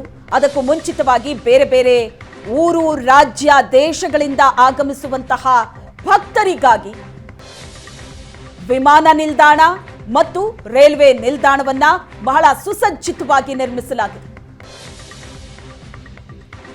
ಅಯೋಧ್ಯೆ ಅಭಿವೃದ್ಧಿ ಕಾರ್ಯ ಬಹಳ ಭರದಿಂದ ಸಾಗ್ತಾ ಇದೆ. ಈ ಹಿಂದಿನ ಅಯೋಧ್ಯೆಗೂ ಈಗ ಅಲ್ಲಿ ರೆಡಿ ಆಗ್ತಾ ಇರುವಂತಹ ಅಯೋಧ್ಯೆಗೂ ಅಜಗಜಾಂತರ ವ್ಯತ್ಯಾಸ ಇದೆ. ಎಷ್ಟರ ಮಟ್ಟಿಗೆ ಅಂದ್ರೆ ಗುರುತೇ ಸಿಗದಷ್ಟು ವ್ಯತ್ಯಾಸ ಇದೆ. ಈ ಹಿಂದೆ ಇದ್ದಂತಹ ಅಯೋಧ್ಯೆ, ಅದನ್ನ ನೋಡಿದವರಿಗೆ ಈಗ ಏನಾದ್ರೂ ಅಯೋಧ್ಯೆಗೆ ಕರ್ಕೊಂಡು ಹೋಗಿ ಬಿಟ್ರೆ ನಿಜಕ್ಕೂ ಅಚ್ಚರಿ ಪಡ್ತಾರೆ. ಅಷ್ಟರ ಮಟ್ಟಿಗೆ ಅಲ್ಲಿ ಅಭಿವೃದ್ಧಿ ಕಾರ್ಯಗಳು ನಡೀತಾ ಇದೆ. ರಾಮ ಮಂದಿರ ನಿರ್ಮಾಣವಾಗ್ತಾ ಇದೆ. ಅಬ್ಬರದ ಕಾಮಗಾರಿ ನಡೀತಾ ಇದೆ. ರಾಮ ಮಂದಿರದ ಕಾಮಗಾರಿ, ಅದರ ಜೊತೆಗೆ ಸುತ್ತಮುತ್ತಲೂ ಅಭಿವೃದ್ಧಿ ಕೆಲಸಗಳು ಸಹ ಆಗಬೇಕು. ಇಷ್ಟು ದೊಡ್ಡ ಪ್ರಮಾಣದ ರಾಮ ಮಂದಿರ ನಿರ್ಮಾಣವಾಗತ್ತೆ ಅಂದ್ರೆ ಅಷ್ಟು ದೊಡ್ಡ ಸಂಖ್ಯೆಯಲ್ಲಿ ಭಕ್ತರು ಬರ್ತಾರೆ, ಪ್ರವಾಸಿಗರು ಬರ್ತಾರೆ. ಅವರಿಗೆ ಅನುಕೂಲಕರವಾಗುವಂತಹ ವ್ಯವಸ್ಥೆಗಳು ಸಹ ಅಯೋಧ್ಯೆಯಲ್ಲಿ ಆಗಬೇಕಾಗಿದೆ. ಈ ಕ್ಷಣಕ್ಕೆ ಅಯೋಧ್ಯೆ ಅಂತ ಅಂದ್ರೆ ಅಲ್ಲಿ ಉಳ್ಕೊಳ್ಳೋದಕ್ಕೂ ಕೂಡ ಪರದಾಡೋ ಪರಿಸ್ಥಿತಿ ಇದೆ. ಯಾಕಂದ್ರೆ ಇಷ್ಟು ದೊಡ್ಡ ಮಟ್ಟಿಗಿನ ಅಭಿವೃದ್ಧಿ ಅಲ್ಲಿ ಏಕಾಏಕಿ ಆದಾಗ ಬರುವಂತಹ ಪ್ರವಾಸಿಗರು, ಬರುವಂತಹ ಭಕ್ತರಿಗೆ ಪೂರಕವಾಗುವಂತಹ ವ್ಯವಸ್ಥೆ ಅಲ್ಲಿ ಆಗಬೇಕಾಗಿದೆ. ಅದಕ್ಕಾಗಿ ಅಭಿವೃದ್ಧಿ ಕಾರ್ಯಗಳು ಕೂಡ ಭರದಿಂದ ಸಾಗ್ತಾ ಇದೆ. ಅಯೋಧ್ಯೆಯಲ್ಲಿ ಒಂದು ಸಂಪೂರ್ಣವಾದ ಸುಸಜ್ಜಿತವಾದಂತಹ ನೂತನ ನಗರ ಅಲ್ಲಿ ನಿರ್ಮಾಣವಾಗ್ತಾ ಇದೆ. ಅಯೋಧ್ಯೆಯಿಂದ ನೇರ ಪ್ರಸಾರದ ದೃಶ್ಯ. ಪ್ರಧಾನಿ ನರೇಂದ್ರ ಮೋದಿ ಅಯೋಧ್ಯೆಯಲ್ಲಿದ್ದಾರೆ. 15 ಕಿಲೋಮೀಟರ್ ಭರ್ಜರಿ ರೋಡ್ ಶೋ ನಡೆಸಿದ್ರು. ರೈಲ್ವೆ ನಿಲ್ದಾಣವನ್ನ ಉದ್ಘಾಟನೆ ಮಾಡಿದ್ರು. ಅದರ ಪ್ಲಾನ್ ಅನ್ನ ವೀಕ್ಷಿಸ್ತಾ ಇದ್ದಾರೆ. ಅಧಿಕಾರಿಗಳು ವಿವರಣೆಯನ್ನ ಕೊಡ್ತಾ ಇದ್ದಾರೆ. ಇಡೀ ರೈಲ್ವೆ ನಿಲ್ದಾಣ ಮೂಲೆ ಮೂಲೆಯನ್ನ ಯಾವ ರೀತಿ ನವೀಕೃತಗೊಳಿಸಲಾಗಿದೆ, ಅದರ ಕಂಪ್ಲೀಟ್ ವಿವರಣೆ ಪ್ರಧಾನಿ ಮೋದಿ ಅವರಿಗೆ ನೀಡಲಾಗ್ತಾ ಇದೆ.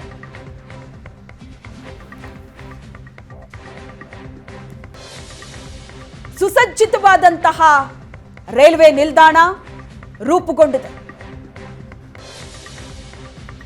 ಅತ್ಯಾಧುನಿಕವಾದಂತಹ ತಂತ್ರಜ್ಞಾನವನ್ನ ಅಲ್ಲಿ ಬಳಕೆ ಮಾಡಲಾಗಿದೆ. ಮೆಡಿಕಲ್ ಕಾಲೇಜು, ತ್ಯಾಜ್ಯ ಸಂಸ್ಕರಣಾ ಘಟಕಗಳ ಉದ್ಘಾಟನೆ, ಅದರ ಜೊತೆಗೆ ಹಲವು ಅಭಿವೃದ್ಧಿ ಕಾರ್ಯಗಳು ಕೂಡ ಒಟ್ಟೊಟ್ಟಿಗೆ ನಡೆಯುತ್ತೆ. ತಿಂಗಳ ಹಿಂದೆ ನೋಡಿದ ಹಾಗೆ ಈ ತಿಂಗಳು ಇರೋದಿಲ್ಲ ಅಯೋಧ್ಯೆ. ಅಷ್ಟರ ಮಟ್ಟಿಗೆ ಬಹಳ ಸ್ಪೀಡ್ ಆಗಿ ಅಲ್ಲಿ ಕೆಲಸಗಳಾಗ್ತಾ ಇದೆ. ರಾಮ ಮಂದಿರ ಸಂಪೂರ್ಣವಾಗಿ ಸಿದ್ಧವಾಗಿ ನಿಂತಿಲ್ಲ ಈಗ, ಆದರೆ ಕಾಮಗಾರಿ ಬಹಳ ವೇಗವಾಗಿ ನಡೀತಾ ಇದೆ. ಅಯೋಧ್ಯೆಯಲ್ಲಿ ಅಭಿವೃದ್ಧಿ ಪರ್ವ ಶುರುವಾಗಿದೆ. ಅಯೋಧ್ಯೆಯ ಮಂದಿಯೇ ತಮ್ಮ ನೆಲವನ್ನ ಗುರುತು ಹಿಡಿಯೋದಕ್ಕಾಗದಷ್ಟು ಅಭಿವೃದ್ಧಿ ನಡೆದಿದೆ. ಮೊದಲೆಲ್ಲ ಅಯೋಧ್ಯೆಯ ಜನ ಕೆಲಸ ಅರಸಿ ಬೇರೆ ಬೇರೆ ಕಡೆಗಳಿಗೆ ವಲಸೆ ಹೋಗ್ತಾ ಇದ್ರು. ಆದರೆ ಈಗ ಹಾಗಲ್ಲ. ಅಯೋಧ್ಯೆಯಿಂದ ಹೊರಬಿದ್ದಂತಹ ಮಂದಿ ಕೂಡ ಈಗ ಅಯೋಧ್ಯೆಗೆ ವಾಪಸ್ ಬರೋ ವಾತಾವರಣ ಅಲ್ಲಿದೆ. ಅಷ್ಟು ಉದ್ಯೋಗ ಸೃಷ್ಟಿಯಾಗಿದೆ. ಲಕ್ಷ ಲಕ್ಷ ಸಂಖ್ಯೆಯಲ್ಲಿ ಭಕ್ತರು ಅಯೋಧ್ಯೆ ಕಡೆ ಮುಖ ಮಾಡಲಿದ್ದಾರೆ. ಉದ್ಘಾಟನೆಗಾಗಿ ಕಾದು ಕೂತಿದ್ದಾರೆ. ಬರುವಂತಹ ಭಕ್ತರಿಗೆ, ಬರುವಂತಹ ಪ್ರವಾಸಿಗರಿಗೆ ಅನುಕೂಲಕರವಾಗುವಂತಹ ವಾತಾವರಣವನ್ನ, ವ್ಯವಸ್ಥೆಯನ್ನ ಅಲ್ಲಿ ಕಲ್ಪಿಸಿಕೊಡುವಂತಹ ಪ್ರಯತ್ನ ನಡೀತಾ ಇದೆ. ಬಹಳ ದೊಡ್ಡ ದೊಡ್ಡ ಯೋಜನೆಗಳು ಚಾಲನೆ ಸಿಗ್ತಾ ಇದೆ.